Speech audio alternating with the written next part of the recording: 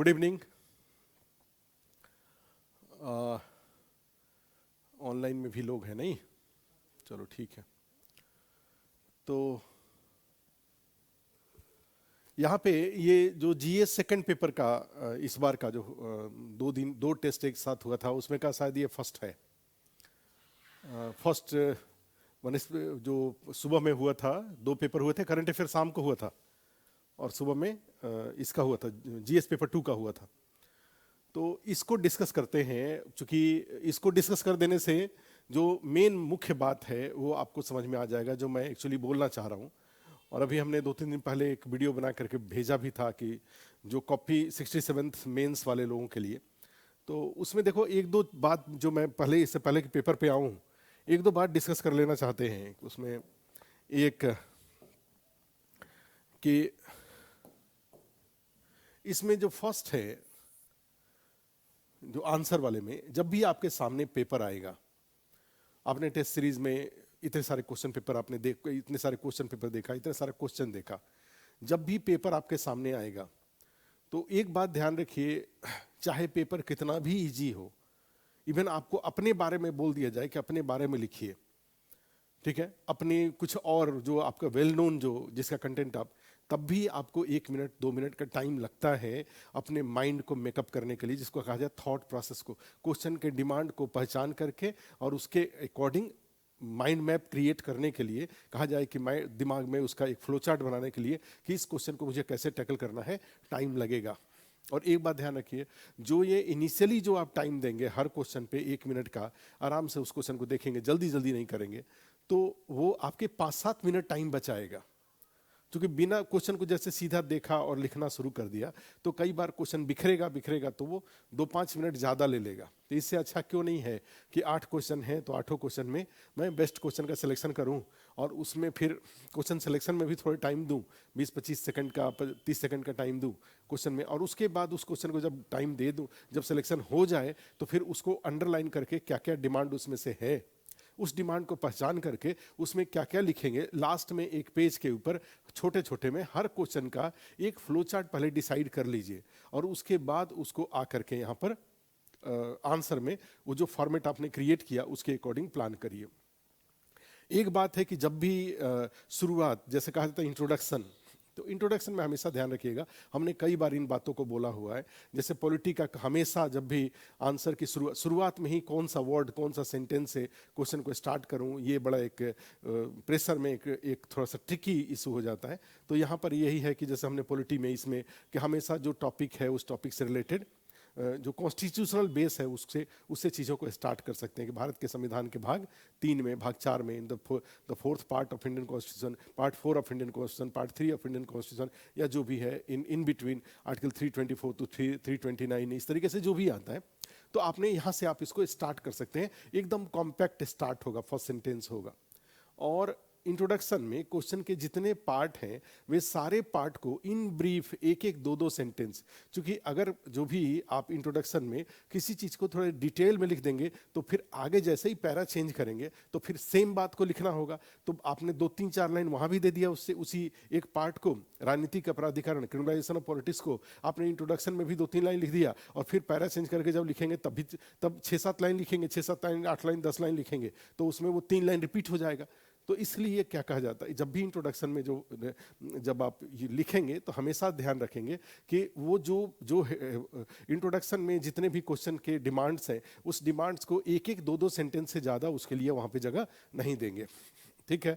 उसके बाद जैसे मौर्य नाट का ही देख रहे थे, तो मौर्य नाट जैसे एक सेंटेंस हुआ कि क्वेश्चन पूछा गया है कि भाई 323 बीसी से लेकर के 185 बीसी के बीच में भारत में मौर्य साम्राज्य का शासन रहा। इस दौरान चंद्रगुप्त मौर्य, बिंदुसार और अशोक मुख्य इन शासकों के दौरान भारत में मौर्य कला के विभिन्न रूपों का विकास हुआ। इनमें राजकीय और लोक कला शामिल है, राजकीय लोक कला शामिल है, जैसे कि स्तूप और ये वो। हो गया इंट्रोडक्शन।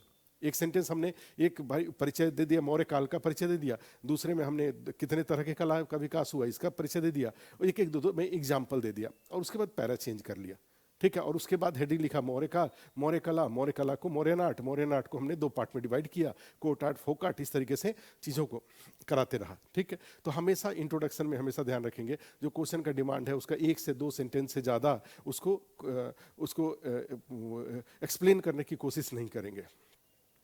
उसके बाद जो सेकंड पार्ट यहाँ पे बताना चाहेंगे, कंक्लूजन में हमेशा कहा जाए, कंक्लूजन कोई फर्क नहीं पड़ता है 50 शब्द 30 शब्द, 2 लाइन में भी कंक्लूजन आप आराम से लिख सकते हैं कि भाई इस प्रकार के इन उपायों के माध्यम से गरीबी, देश में गरीबी दूर करने की कोशिश की जा रही है, किंतु आवश्यकता इसे और इस प्रक्रिया को और तेज करने की है। इनमें सूचना संचार तकनीक का उपयोग तथा भ्रष्टाचार, RTI, DBT वगैरह जैसे प्रयास भी शामिल किए जा सकते हैं। ठीक है। अपने वे फॉरवर्ड में इसको लिख दिया।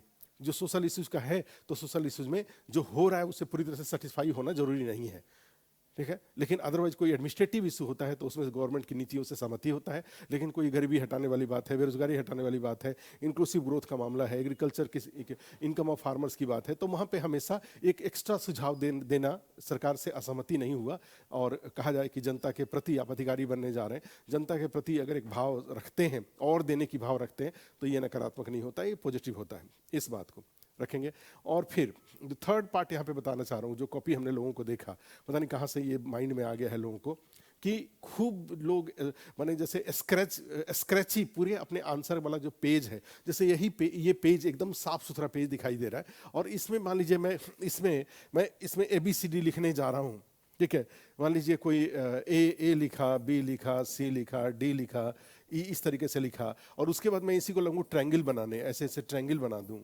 ठीक है। कहीं पे मैं स्क्वायर बना दूं, कहीं पे मैं पता चला कि रेक्टेंगल बना दूं, इस तरीके से चीज़ों को बना दूं। कहीं मैं पता चला कि F लिख दूं और F को ऐसे घेर घेर करके ऐसे ऐसे ऐसे ऐसे कर दूं, तो इससे ये पूरा पेज आपको नहीं लगता है कि ये कुछ ज़्यादा ही स्क्रैची हो गया, ज़्यादा हैवी हो गया।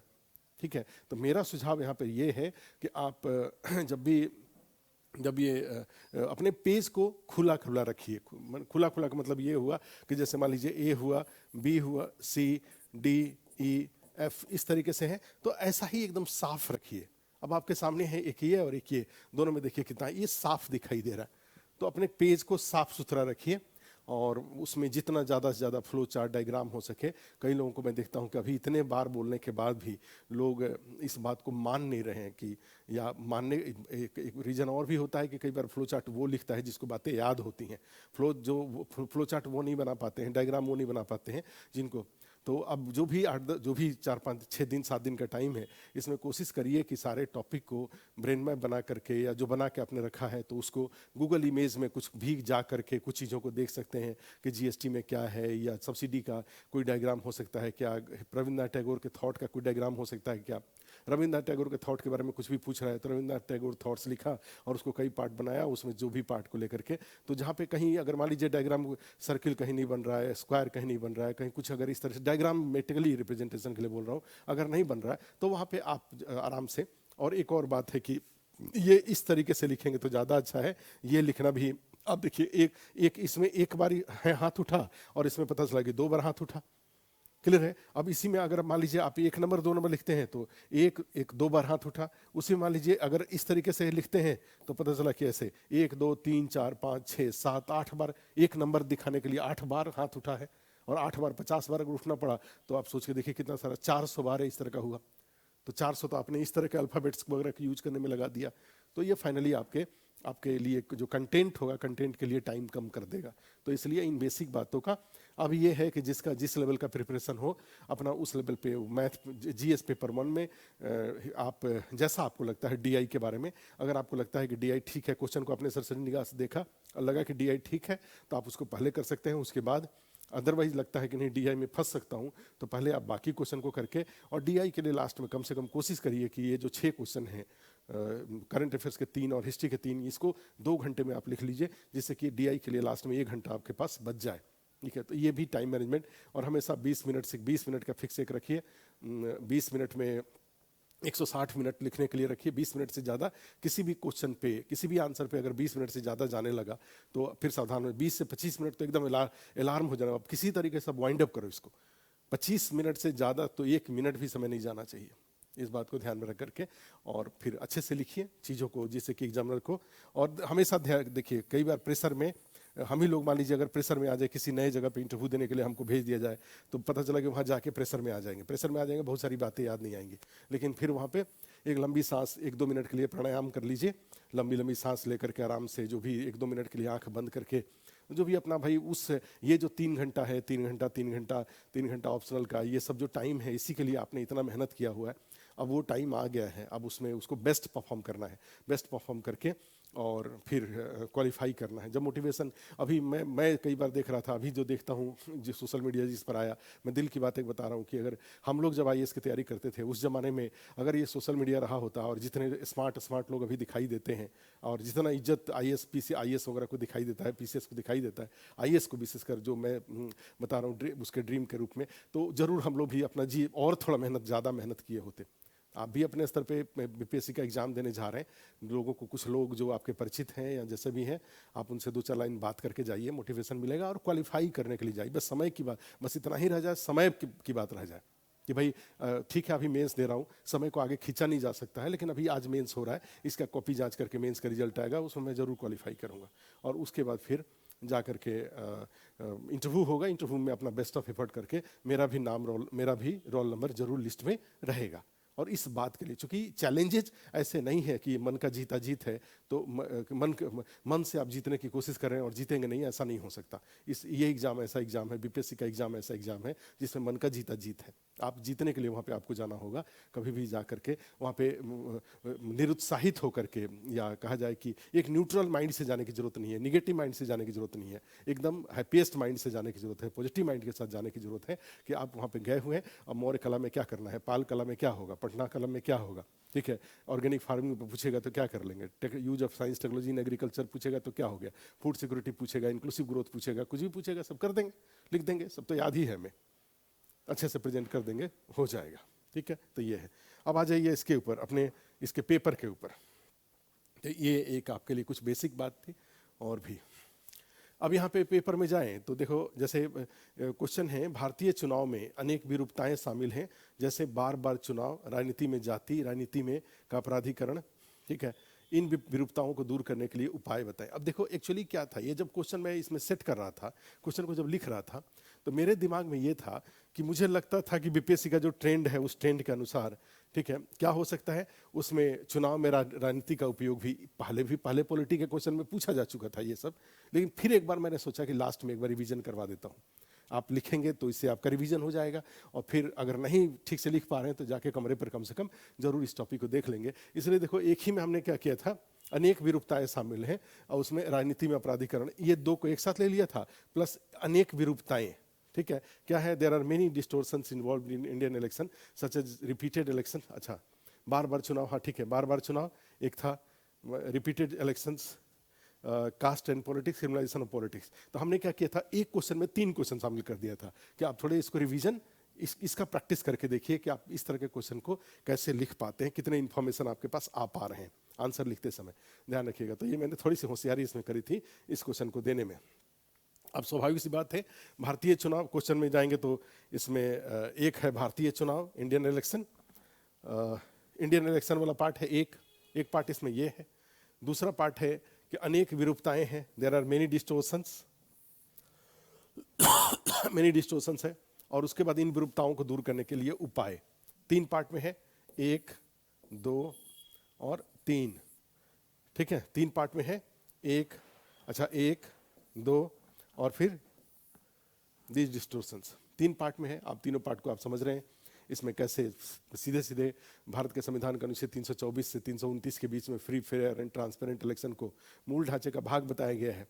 ठीक है, और उसमें चुनाव आयोग के द्वारा समय समय पर लोकसभा एवं राज्य विधानसभाओं के चुनाव का आयोजन किया जाता है। इनके अलावा जाएंगे तो देश में अन्य अनेक चुनाव भी होते हैं, जैसे राज्यसभा का चुनाव होना, या फिर आपका ये जो विधान परिषद का चुनाव होना, या म्यूनिसिपैलिटी का चुनाव होना, स्थानीय निकाय हैं उनके चुनाव होना, ये सारे भारत में चुनाव होते रहते हैं। और इन सभी चुनाव में चुनाव आयोग का मुख्य उद्देश्य यही रहता है कि सभी चुनाव स्वतंत्र, पारदर्शी और निष्पक्ष हों। ठीक है, निष्पक्ष प्लस एक और आज के डेट में होता है पार्टिसिपेटरी, माने सब लोग वोट दें उसमें। ठीक है, तो ये होता है भागीदारी, स्वतंत्र, निष्पक्ष, पारदर्शी और भागीदारी वाले चुनाव हो। ये लिख दिया, उसी में जैसे ये लिख दिया एक सेंटेंस में 324 329 और क्या क्या ये चुनाव होते हैं। अब इसमें इन सभी चुनाव में पिछले दिनों में कुछ विरूपताएं देखने को मिली हैं जैसे सम डिस्टोर्शंस आर एग्जिस्टिंग इन, जैसे बार बार चुनाव, इन सभी संस्थाओं के चुनाव अलग अलग समय पर हो रहे हैं, बार बार चुनाव हो रहा है, ठीक है, कॉमा दे करके राजनीति में अपराधीकरण का चुनाव जीतने के लिए। अब राजनीति में अपराधीकरण सीधे न लिख करके वहाँ पे एक शब्द लिख देंगे कि अपराधियों द्वारा राजनीतिक प्रक्रिया में भागीदारी करना प्लस वोट प्राप्त करने के लिए जाति जैसे संस्थाओं का उपयोग किया जाना भारत में चुनाव प्रक्रिया की मुख्य चुनौतियों के रूप में देखने को मिल रहा है, ठीक है। अब इसमें ये आ जाता है, उसके बाद ये लिख लिया, तीनों का एक ब्रीफ लिख दिया, उसके बाद पैरा चेंज किया, उसके बाद भारतीय चुनाव एक फिर उसको एक जब इंट्रोडक्शन से आप आए बाहर की तरफ आए तो उसके बाद एक भारतीय चुनाव की विरूपताएं, अपना तीनों लिखा, विरूपताओं को तीनों को लिख दिया, क्या क्या बार बार चुनाव, इसका राजनीति का प्राधिकरण और जाति राजनीति, और उसके बाद बार बार चुनाव के बारे में अपने जो डिबेट अभी चल रहा है कि कई बार चुनाव, जैसे कि लोकसभा का चुनाव, राज्य विधानसभाओं का चुनाव, एग्जाम्पल भी यहाँ पे देंगे, जैसे भी हाल ही में गुजरात में, हरियाणा में, गुजरात में, हिमाचल में, और गुजरात हिमाचल विधानसभा का चुनाव हुआ, साथ में दिल्ली एमसीडी का चुनाव हुआ। इनके अलावा जाएंगे थोड़े दिन पहले और जो चुनाव हुए थे, जहाँ चुनाव हुए थे उनका भी एग्जाम्पल ले लेंगे। बिहार का चुनाव, चाहे राज्य विधानसभाओं के चुनाव समय समय होते रहने से इसका क्या नुकसान होता है, what are the limitations of, ठीक है। और फिर उसी में जब इसकी चुनौतियां लिख देंगे उसके बाद इसके समाधान के रूप में वहीं पे समाधान उपाय लिख दीजिए, क्योंकि तीनों का नेचर अलग अलग है, इसलिए सबका समाधान एक जगह लिखने के बदले तीनों का अलग अलग लिख दीजिए। जैसे एक साथ चुनाव में उसके क्या चुनौतियां हैं और क्या उसका उपाय हो सकता है। 2 बार में देश के जो चुनाव है मुख्य रूप से जनता की भागीदारी वाले चुनाव को 2 बार कराया जा सकता है, एक बार लोकसभा राज्य विधानसभा का एक साथ और स्थानीय निकायों का एक साथ चुनाव कराया जा सकता है। इससे धन की बचत होंगी या जो कुछ भी इसके बेनिफिट्स होते थे बेनिफिट लिखेंगे। फिर दूसरा पैरा चेंज करेंगे, लेकिन ये सब कब लिखेंगे, पैरा जो इंट्रोडक्शन लिखने के बाद विरूपताओं को एक साथ लिख देंगे और उसके बाद एक को उठाएंगे, एक को उठा के उसके बारे में उसके चैलेंजेस क्या है, उसके उपाय क्या है लिख दिया। उसके बाद फिर राजनीति का प्राधिकरण लिखा, क्योंकि नेचर तीनों का अलग अलग है, अगर एक साथ पूछा नहीं जाएगा वैसे, लेकिन फिर भी अगर मान लीजिए बाय द वे अगर पूछता है चुनाव सुधार को लेकर के पूछता है तो वहाँ पे फिर उसमें दूसरा राजनीति का प्राधिकरण, फिर इसके भी 3 पार्ट है।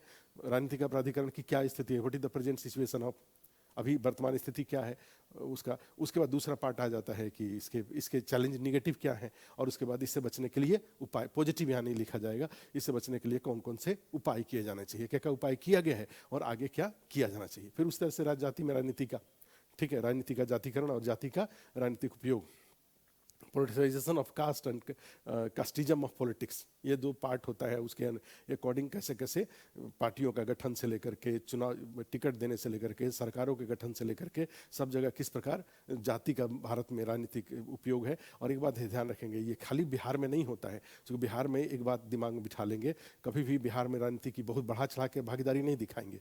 नीतीश कुमार जी के जाति के बहुत कम लोग हैं बिहार में, फिर भी वो पीछे 15 साल 17 साल से बिहार के मुख्यमंत्री हैं, क्लियर है। तो ये सीधा ये प्रमाणित करता है कि बिहार में जाति की भूमिका कम है। लोग क्या करते हैं, प्रशासन को मुख्य रूप से देखते हैं, प्रशासनिक कुशलता को मुख्य रूप से देखा जाता है, डेवलपमेंटल इनिशिएटिव को मुख्य रूप से देखा जाता है। हाँ, जाति की भी भूमिका होती है, अदरवाइज केवल ये चीज़ बिहार में नहीं है, ये चीज़ यूपी में, तमिलनाडु में जाएंगे तो वहाँ पर भी है, आप कर्नाटक में जाएंगे तो लिखा है तब वो कलिगा और ये सब आप जानते हैं वहाँ पर भी है, राजस्थान में जाएंगे तो वहाँ जाट और नॉन जाट का जो है वहाँ भी है। तो सब जगह इसमें ऐसा नहीं है कि नहीं है। तो बिहार को लेकर के हम बहुत ज़्यादा निगेटिव होने की जरूरत नहीं है कि बिहार में जाति की राजनीति में भागीदारी है। हाँ, जरूर भागीदारी है, कई दलों के बारे में ऐसा कहा जाता है कि कई नेताओं के बारे में ऐसा कहा जाता है, कई दलों के बारे में ऐसा कहा जाता है, किंतु कंक्लूजन हमेशा देखेंगे कि वर्तमान में जाति राजनीति वाले में हमेशा ध्यान रखेंगे कि वर्तमान में लोग, जनता विकास के इनिशिएटिव प्लस कुशल प्रशासन को मुख्य रूप से प्राथमिकता दे रही है। हाँ, कहीं कहीं ऐसे अफवाह, कहीं कहीं इस तरह के मामले देखने को मिल जाते हैं। अदरवाइज क्योंकि देश के लेवल पे भी जाएंगे तो मोदी जी की जाति के लोग कितने हैं, नीतीश कुमार जी के बारे में जाएंगे तो उनकी जाति के लोग कितने हैं, ठीक है। तो ये बात हमेशा ध्यान रखेंगे। तो ये वाला क्वेश्चन है, इस तरीके से उसको स्वतः फिर कंक्लूजन में जब जाएंगे तो स्वतंत्र निष्पक्ष चुनाव कराने के लिए भाई ये इन विरूपताओं के साथ साथ कुछ अन्य चुनाव सुधार अगर लिखना हो तो उसको लिख करके इसको खत्म कर लीजिए क्वेश्चन को। तो ये क्वेश्चन 1 नंबर था। जो दूसरा नंबर क्वेश्चन है, न्यायालय में जजों की नियुक्ति की प्रक्रिया का विकास क्रम बताएं, एनजेएसी से संबंधित क्या विवाद है, explain the development of sequence of process of appointment of जजेज in the court, what is the controversy about NJAC. एक बात, इस क्वेश्चन को पूछने के पीछे देखो उद्देश्य क्या था कि ये जो कॉलेजियम सिस्टम है, एडवोकेट ऑन रिकॉर्ड्स का मामला था, ठीक है। तो एडवोकेट ऑन रिकॉर्ड्स के मामले से कॉलेजियम सिस्टम आया था, लेकिन उसके पहले इंदिरा गांधी ने दो ऐसे केसेस हैं जब उन्होंने, एक तो फिर वो अक्षमता वाला था और दूसरे इंदिरा गांधी ने एक वैसे ही जो अब जूनियर को उन्होंने ऊपर कर दिया था। अदरवाइज भारत में हमेशा से जो सीनियर मोस्ट होते हैं उसको chief justice of India appoint करने का मामला रहा है, ठीक है, ऐसा रहा है। लेकिन उसको इंदिरा गांधी के टाइम पे और भूमिका भी इसी तरह की रही है, न्यायपालिका के द्वारा रिकमेंडेशन दिया जाता है, सरकार के द्वारा उनकी नियुक्ति की जाती है, लेकिन पहले वो उस तरह से बाध्यकारी नहीं था जैसे कि कॉलेजियम सिस्टम में है। तो एक कॉलेजियम सिस्टम के पहले क्या था, कॉलेजियम सिस्टम के दौरान क्या है, और उसके बाद एनजेएसी विवाद क्या है, ये तीन पार्ट में। तो मैं ये इस क्वेश्चन के पूछने का एक पीछे रीजन ये था कि आप एक फ्लो चार्ट बना देंगे डेट के साथ, मतलब डेवलपमेंट के साथ।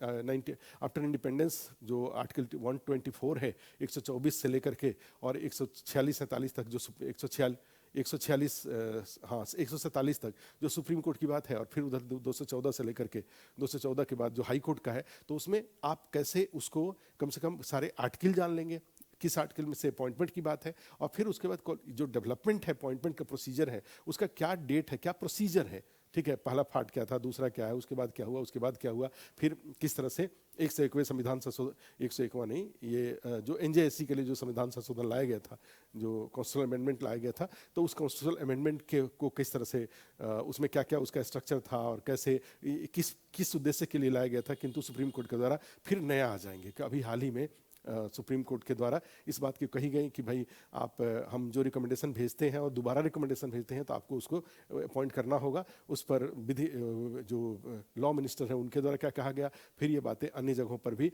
जैसे जो राज्यसभा के सभापति हैं, जो चेयरमैन हैं, उनके द्वारा भी इस मुद्दे को उठाया गया कि ये पार्लियामेंट्री जो सोवरेनिटी है उसके अगेंस्ट ये कदम कोर्ट ने उठाया। तो ये विचार इसमें, तो ये सब बातों को बड़े डिग्निफाइड तरीके से, ठीक है, आपको इन बातों को एक प्रोसीजर में, डेवलपमेंटल पार्ट में रखना होगा, और उसके बाद लास्ट में कंक्लूजन में, वे फॉरवर्ड में हमेशा कि सुप्रीम कोर्ट और विधायिका और कार्यपालिका को, विधायिका, कार्यपालिका, न्यायपालिका को अपने अपने दायरे में रहकर कार्य करना चाहिए, और साथ में आपस में बैठ करके, ठीक है, बातचीत के माध्यम से इसका आदर्श मॉडल नियुक्त किया जाना चाहिए, जिससे कि सर्वोच्च न्यायालय और उच्च न्यायालयों पर जो जनता की विश्वास है, जनता के विश्वास बढ़ाया जा सके, प्लस संविधान की भी अच्छे से रक्षा की जा सके, ठीक है।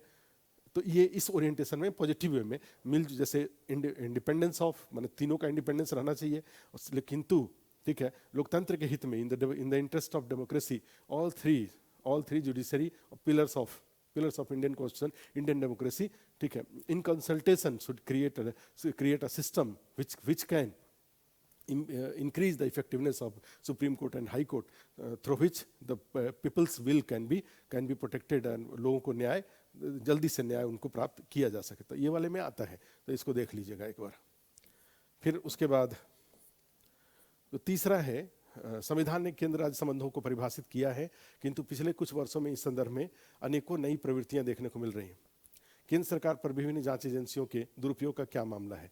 The Constitution has defined the center-state relation, but in the last few years, many new trends are being seen in this context. What is the matter of misuse of various investigating agencies by central government? ठीक है, तो इसमें question में जाते हैं तो देखो कितने पार्ट हो रहे हैं क्वेश्चन में। एक हो रहा है ये संविधान में केंद्र राज्य संबंध, ठीक है, तो केंद्र राज्य संबंध के जो सेंटर स्टेट रिलेशन है, तो सेंटर स्टेट रिलेशन को किस तरह से कॉन्स्टिट्यूशन में डिफाइन किया गया है, उसका लेजिस्लेटिव पार्ट को, एग्जीक्यूटिव पार्ट को, फाइनेंशियल पार्ट को, कहाँ से कहाँ के बीच में, जैसे 246 से लेकर के और किस तरह से 311 तक के इसको जो डिफाइन किया हुआ 3 पार्ट में बांट करके, तो उसके बारे में आपको एकदम याद रहना चाहिए। ये फॉर्मेट के रूप में आप अभी से उसको याद कर लेंगे लिख के कि कौन से लेजिस्लेटिव वाले में कौन कौन से इशूज हैं, उसके बाद एग्जीक्यूटिव वाले में कौन कौन से इशूज हैं, और उसके बाद इसके आपका जो फाइनेंशियल है उसमें कौन कौन सी इशूज हैं, और फिर शेड्यूल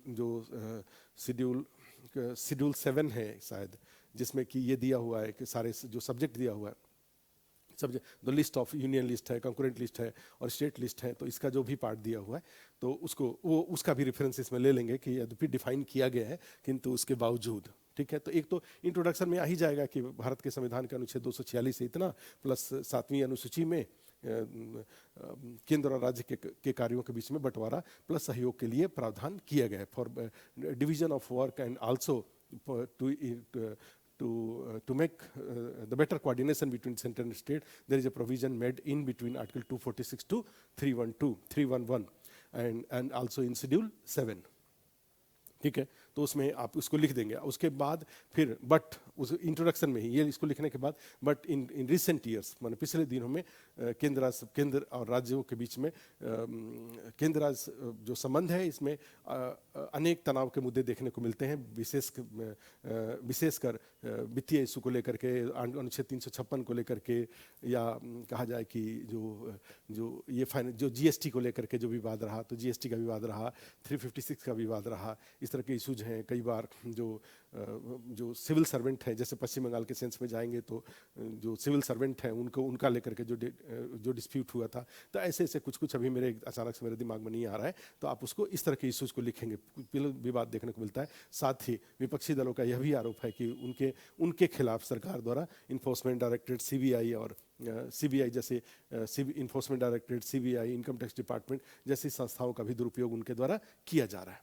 ठीक है, तो ये बातें भी आप उसमें से क्या करेंगे कि इसमें ले लेंगे। इंट्रोडक्शन में क्वेश्चन के तीनों पार्ट को आप ले लेंगे। कौन कौन से पार्ट को ले लिया आपने? एक तो इसका सेंटर स्टेट रिलेशन को पहले ऊपर में, उसके बाद उसी में बस सीधा वो जो आर्टिकल ले लेंगे, शेड्यूल ले लेंगे और उसमें परिभाषित किया गया है। फिर उसी में कॉमा पिछले दिनों में कुछ मुद्दों पर मतभेद देखने को मिल रहा है। ठीक है, इनके अलावा विपक्षी शासित राज्यों द्वारा, विपक्षी दलों द्वारा इन्फोर्समेंट डायरेक्टरेट, सीबीआई और उनके दुरुपयोग का भी मामला उठाया गया है। बस हो गया, यही इंट्रोडक्शन होता है। तीनों का नाम केवल ले लेंगे, दैट इज कॉल्ड इंट्रोडक्शन। इस लेवल पर अपने आप को माने रिस्ट्रेन रखिए कि भाई केवल नाम तक ही, एक सेंटेंस को दूसरा सेंटेंस नहीं लिखूंगा इंट्रोडक्शन में, बस केवल नाम लिख करके इंट्रोडक्शन कर दूंगा, जिससे कि एग्जामिनर को यह पता चल जाए कि आगे मैं किन किन विषयों का डिस्कस करने वाला हूँ। क्लियर है? तो ये चीज़ को लेकर के, और उसके बाद आता है तो एक बात लेकिन यहाँ पे हमेशा ध्यान रखिएगा, कई बार लोग इमोशनल होकर के, आप नेट पे सर्च करके देखिएगा। ठीक है, जब नेट पे सर्च करोगे ना तो देखोगे कि ये सेम आरोप 2013 में अरुण जेटली द्वारा लगाया गया था, और उन्होंने कम से कम 20 को एग्जाम्पल दे रखा है जब तब की यूपीए गवर्नमेंट ने बीजेपी रूल्ड स्टेट के अगेंस्ट या जो अपोजिशन लीडर हैं, अपोजिशन पार्टीज के अगेंस्ट जो अपने जो एजेंसीज हैं उनका मिसयूज का। अभी सब गूगल में सर्च करके देखिए, अरुण जेटली का एक बड़ा सा आर्टिकल है, मैंने देखा हुआ इस बात को, जो आज अपोजिशन वाले सरकार पे आरोप लगा रहे हैं, इसी तरह का आरोप अरुण जेटली द्वारा भी लगाया गया था सरकार के अगेंस्ट। ठीक है, तो यहाँ पे कभी आंसर लिखते समय हमेशा थोड़े से अपने आप को बैलेंस रखने की जरूरत होगी। ऐसा नहीं होगा कि एकदम से इमोशनल होकर के और प्रेजेंट में जो घटनाएं घट रही हैं उसी को लिख करके आप छोड़ देंगे। ठीक है, ठीक है, सब शेयर हो गया है सारा। करंट अफेयर्स का नोट शेयर नहीं हुआ है क्या टेलीग्राम पे, इंग्लिश मीडियम का? हाँ, लास्ट 2 क्लास है करंट अफेयर्स इंग्लिश मीडियम का, वो अभी टेलीग्राम पे जा रहा है। बाकी तो हिंदी मीडियम का जा चुका है। लोहिया जी अभी क्लास ले रहे हैं, 2-1 दिन का बाकी सब पढ़ के रखिए। जो लास्ट में उनके 2-3 जो कुछ टॉपिक करा रहे हैं वो हिंदी में, वो भी पीडीएफ चला जाएगा। ठीक है, तो ये अपना, तो इसको एक बार देख लेना। ठीक है, तो ये वाला क्वेश्चन को देख लीजिएगा, इसमें जो है माने से ये मिसयूज ऑफ जो एजेंसीज हैं इनके बारे में अगर कुछ भी क्वेश्चन पूछा जाए तो हमेशा ध्यान रखिएगा, एक बात रखिएगा, कहीं भी इमोशनल होने की जरूरत नहीं है। द सेम तरह का आरोप हर जगह, जैसे अपोजिशन रूल जो गवर्नमेंट, जैसे पंजाब है तो पंजाब में आम आदमी पार्टी के लोग सरकार द्वारा कांग्रेस पार्टी के अगेंस्ट और बीजेपी वालों के खिलाफ, आपने देखा होगा कि अरविंद केजरीवाल जी के खिलाफ कुछ बोला था बीजेपी का कोई, यहाँ पे दिल्ली का कोई, तो पंजाब से पुलिस आई थी वहाँ पे उसको अरेस्ट करने के लिए। पता चला कि बात दिल्ली के नेता ने अरविंद केजरीवाल जी के खिलाफ केस हुआ पंजाब में, और पंजाब पुलिस उसको आके अरेस्ट करके ले जा रही है। ठीक है, तो इसलिए इसमें कहीं से भी कहीं इमोशनल होकर के और इसमें आर्गुमेंट देने की जरूरत नहीं है। ध्यान रखिएगा, बैलेंस आपका आंसर यहाँ पर होना चाहिए। और एक ब्यूरोक्रेट के रूप में अधिकारी बनने जा रहे हैं, अधिकारी बनने के रूप में हमेशा अधिकारी, चाहे इन्फोर्समेंट डायरेक्टरेट हो चाहे जो भी हो, हमेशा वो रूल ऑफ लॉ के अकॉर्डिंग काम करते हैं। कभी भी रूल ऑफ लॉ, भाई जो भी है, तो जो बानखेड़े थे उसमें इतने सारे बड़े बड़े लोगों के ऊपर हाथ डाला था उसने, शाहरुख खान के बेटे के ऊपर, चाहे नवाब मलिक के ऊपर। नवाब मलिक जेल में गए, वो कहीं नहीं जेल में चला गया। अगर सब कुछ वो गलत कर रहा था तो भाई नवाब मलिक का, शाहरुख खान के पास पैसे की कमी है, ये लोग तो हाई कोर्ट, सुप्रीम कोर्ट में जाकर के उसको डिसमिस करवा सकते हैं, लेकिन ऐसा नहीं कर रहा। वो कुछ भी कर रहा होगा, अधिकारी था, वो कुछ भी कर रहा होगा तो रूल ऑफ लॉ के अकॉर्डिंग कर रहा होगा। और हम पॉलिटिकल डिबेट में नहीं जाएंगे। जैसे पॉलिटिकल डिबेट में ना जा करके ऐसा कभी अगर मान लीजिए कुछ एक आध दो सेंटेंस करना भी हो, ऐसा कुछ विपक्षी नेताओं के द्वारा ऐसा कहा जाता है, आप अपनी तरफ से कुछ नहीं कहेंगे कंक्लूसिव रूप से, ध्यान रखिएगा। चलो उसके बाद अच्छा, ये क्वेश्चन हमने 4 नंबर क्वेश्चन मिल नहीं रहा था, तो हमने सोचा कि थोड़ा इसको भी एक बार आपको दिखवा, मैंने आपका ध्यान इधर ले लें। ये 4 नंबर क्वेश्चन के ऊपर देखिए, भारतीय संसद के दोनों सदनों के बीच तुलना करें। संसद का सरकार पर किस प्रकार वित्तीय एवं प्रशासनिक नियंत्रण है। Compare between the two houses of the Indian parliament. What type of financial and administrative control does the parliament have over the government? एक बार ध्यान रखिए, तो हमने क्या किया था, ये इसलिए आपसे करवा दिया था कि आप पार्लियामेंट, लोकसभा और राज्यसभा के बारे में एक डिटेल एक जगह पे चीज़ों को जान लें। क्लियर है? आप आर्टिकल 79 से लेकर के और एक जो 123 तक है, जो ऑर्डिनेंस वाला है, वहाँ तक की चीज़ों को एक बार जान ले आप। इसलिए हमने ये क्वेश्चन आपको पूछ दिया था। और आपको क्या करना चाहिए, एक बार एक इंट्रोडक्शन इसमें बनेगा कि भारतीय संसद में क्या क्या शामिल होता है, द्विसदनीय व्यवस्था यहाँ पे अपनाई गई है, माने डायरार्की यहाँ पे है, और उसमें किस तरह से लोकसभा है, राज्यसभा को अपर हाउस कहा जाता है, लोकसभा को लोअर हाउस कहा जाता है, ये लिख दिया। दोनों में तालमेल संविधान की मुख्य अपेक्षा है। The coordination between both the houses are the need of, are the desire of constitution, but ठीक है, there are some similarities and dissimilarities also. और उसके बाद टेबल बना देंगे, एक साइड में राज्यसभा, दूसरे साइड में लोकसभा, सारा फैक्ट बता देंगे, इसमें कितना मेंबर है, इसमें कितना मेंबर है, ठीक है, इनका इलेक्शन कैसे होता है, इनका इलेक्शन कैसे होता है, इसके मेंबर्स कितने, किसके मेंबर्स कितने, इनका कौन कौन सा वो है, कुछ मामलों में ये आगे हैं, कुछ मामलों में ये आगे हैं, कौन कौन से मामलों में ये पहले इनका आगे, लोकसभा का आगे लिख दिया, उसके बाद इनका वहाँ पे क्या रोल है, फाइनेंस बिल वगैरह को लेकर के जो कुछ भी है, तो दोनों में कंपेयर कर दिया आपने, यहाँ पे कर दिया, यहाँ पे, तो इस तरह से खूब अच्छा एक टेबल बन जाएगा पर इसका दोनों का। और उसके बाद आता है कि how type of financial administrative control does the parliament have over the government. अब दोनों को मिला करके फिर ये क्वेश्चन एक आता है। तो इस क्वेश्चन में क्या हो गया, एक पार्ट ये हो गया कि compare between the two houses how Indian parliament, तो इसका कंपेयर तो हो गया। उसके बाद इसमें आता है कि टाइप ऑफ फाइनेंशियल, ठीक है, financial administrative control of the parliament have the, तो फाइनेंशियल कंट्रोल के बारे में आपको जानना होगा। सारा जो बजटरी प्रोसीजर है आर्टिकल 111 से लेकर के और आर्टिकल 111, 12, 13, 14, ठीक है, ये सारा का सारा पार्लियामेंट से ही आएगा, पास होता है, तभी जा करके गवर्नमेंट 1 रुपया भी खर्च कर पाती है। पार्लियामेंट का इतना डोमिनेंस है। लेकिन फिर कंक्लूजन में उसमें लिखाएगा कि पार्लियामेंट के अप्रूवल से होता है, but since government has the majority in parliament, in Lok Sabha, and hence there is no problem in getting approval of parliament for approval of, to getting approval of parliament for budgetary expenditure। इसके लिए कोई उनको दिक्कत नहीं होती है, क्योंकि उनका बहुमत, क्योंकि उनका संसद में बहुमत होता है। ठीक है, तो एक बात को ध्यान रखेंगे, ये कंक्लूजन वाला बात हुआ। फिर उस तरह से एडमिनिस्ट्रेटिव वाले में जाएंगे, तो सारा भाई एडमिनिस्ट्रेटिव के शुरुआत ही होता है पार्लियामेंट से। नो पार्टी, माने only those party will form the government, ठीक है, हु हैज मेजॉरिटी इन, यहीं से शुरू होता है, 74 से ही, तो आर्टिकल 74 से ही शुरू होता है। तो एडमिनिस्ट्रेटिव में कौन कौन से हैं, प्लस कई सारे जो मान लीजिए जो हेड ऑफ जो वो हैं, जैसे सरकार को अपॉइंट करना इनका काम है, सरकार को हटाना इनका काम है। इसके अलावा जाएंगे तो प्रेसिडेंट को हटाना इनका काम है। पार्लियामेंट्री इम्पीचमेंट से प्रेसिडेंट को हटाया जा सकता है, और कई सारे एडमिनिस्ट्रेटिव जो हेड होते हैं उनको हटाया जा सकता है। ठीक है, पार्लियामेंट के द्वारा एक इनको सजेशन दिए जा सकते हैं, पार्लियामेंट्री कमिटीज़ के थ्रू किस तरह से सजेशन दिया जाता है, जो इनके एक्सपेंडिचर, उसमें जो डिफरेंट कमिटीज़ हैं, कमिटीज़ किस तरह से। तो आप इस बात को भी एक बार अच्छे से देख लीजिएगा, ये वाला क्वेश्चन को, how administrative and financial and administrative control of, ये मिल जाएगा, आसानी से मिल जाएगा। इसके लिए कहीं से अब ये मत सोचिएगा कि क्लास में हुआ नहीं हुआ, जो हुआ सब जगह मिल जाएगा। आप सर्च करिए, आप कर लीजिएगा इसको, जरूर एक बार देख लीजिएगा, नज़र से दौड़ा लीजिएगा इसको, ठीक है, ये वाला। उसके बाद फिर अब इकोनॉमी वाले में आ जाइए। इकोनॉमी में ये फर्स्ट क्वेश्चन था, देश में निर्धनता को कैसे मापा जाता है, इसे कम करने के उपाय बताएं। अनेक उपायों के बावजूद गरीबी की स्थिति में सुधार क्यों नहीं हुआ है, चर्चा करें। How is the poverty measured in the country, suggest way to reduce it. Why has the conditions of the poor not improved in spite of several measures of. तो इस क्वेश्चन में जाएंगे तो देखेंगे ये क्वेश्चन हमने क्यों इंक्लूड किया, चूंकि यहाँ क्वेश्चन मिल नहीं रहा था। देखो यहाँ पे क्या था कि एक क्वेश्चन है पॉपुलेशन एक्सप्लोजन पे, CDPO है, किसी में क्वेश्चन पूछा हुआ है। पॉपुलेशन एक्सप्लोजन और डेमोग्राफिक डिविडेंड दोनों एक साथ जुड़ा हुआ है, और उसके बाद जाएंगे तो फिर आ जाता है आपका ये एक पॉवर्टी वाला, अनएम्प्लॉयमेंट वाला और इंक्लूसिव ग्रोथ वाला। ये 4 टॉपिक हैं।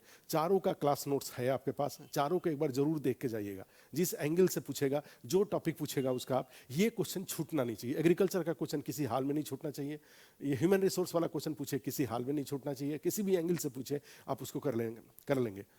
नीति आयोग, योजना आयोग से हो सकता है कोई एंगल पकड़ ले तो हो सकता है छूटने लगे, लेकिन फिर भी ये जो टॉपिक है, 2 टॉपिक 100% परफेक्टली आपका प्रिपेयर्ड होना चाहिए, एग्रीकल्चर और ह्यूमन रिसोर्स वाला। और अदरवाइज जितने टॉपिक हैं भी नहीं, एग्रीकल्चर का है, इंडस्ट्री का है, इंडस्ट्री इंफ्रास्ट्रक्चर का है, और फिर ये जो पीएम गति शक्ति है, पीएम जो नेशनल इंफ्रास्ट्रक्चर पाइपलाइन है या नेशनल मोनेटाइजेशन पाइपलाइन है, ये 3 बड़े इंपॉर्टेंट इंफ्रास्ट्रक्चर रिलेटेड इनिशिएटिव है। एकदम इसका सब फैक्ट आपको याद रहना चाहिए, ये छोड़िएगा नहीं इसको किसी भी हाल में। इसका फैक्ट घेर घेर कर याद, चाहे सारे इंफ्रास्ट्रक्चर से रिलेटेड जितने भी स्कीम्स हैं सबका, दीनदयाल उपाध्याय ग्राम ज्योति योजना, उदय योजना, सौभाग्य योजना, पीएम कुसुम, उजाला योजना, उज्ज्वला योजना, ये सारी जो योजनाएं हैं, ठीक है, बिहार सरकार का अजय स्कीम है ये। फिर उस तरह से टेलीडेंसिटी, टेलीकॉम में जाते हैं तो वहाँ पे जो आपका डिजिटल इंडिया प्रोग्राम है या भारत नेट प्रोग्राम है, ये सब उस तरह से जाते हैं। सड़कों में जाते हैं, भारतमाला है, ठीक है, भारतमाला है, या नेशनल हाईवे डेवलपमेंट प्रोग्राम था, या उधर से सागरमाला, बोट में जाते हैं तो सागरमाला का है,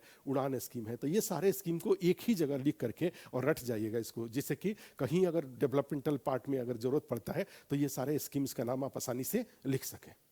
उसी तरह से यहाँ वाले ये जो ह्यूमन रिसोर्स वाले, जो गरीबी बेरोजगारी वाला जो क्वेश्चन है, इस तरह के क्वेश्चन के लिए जितने भी बिहार गवर्नमेंट के, सेंट्रल गवर्नमेंट के स्कीम्स हैं, ठीक है, स्कीम्स है, उसको लिख कर याद कर लीजिएगा। कोई भी क्वेश्चन आएगा तो उस तरह के जो स्कीम्स है उसके रेफरेंस की जरूरत पड़ेगी क्वेश्चन में। कोई भी गरीबी से होगा तो भी जरूरत पड़ेगा, बेरोजगारी से होगा, अनएम्प्लॉयमेंट से होगा वो भी जरूरत पड़ेगा, इंक्लूसिव ग्रोथ होगा वहाँ भी, सबको सब डाल देंगे उसके अंदर में, ठीक है। ध्यान रखिए, एग्रीकल्चर डेवलपमेंट से रिलेटेड एग्रीकल्चर डेवलपमेंट इनिशिएटिव, भाई सेंट्रल गवर्नमेंट का, स्टेट गवर्नमेंट का, जितने स्कीम्स हैं, जितने इसके फैक्ट्स हैं और जितने इसके स्कीम्स हैं, सब एक जगह लिख करके रट जाइएगा उसको। ये 2 पेज आपका बिल्कुल रटा हुआ होना चाहिए।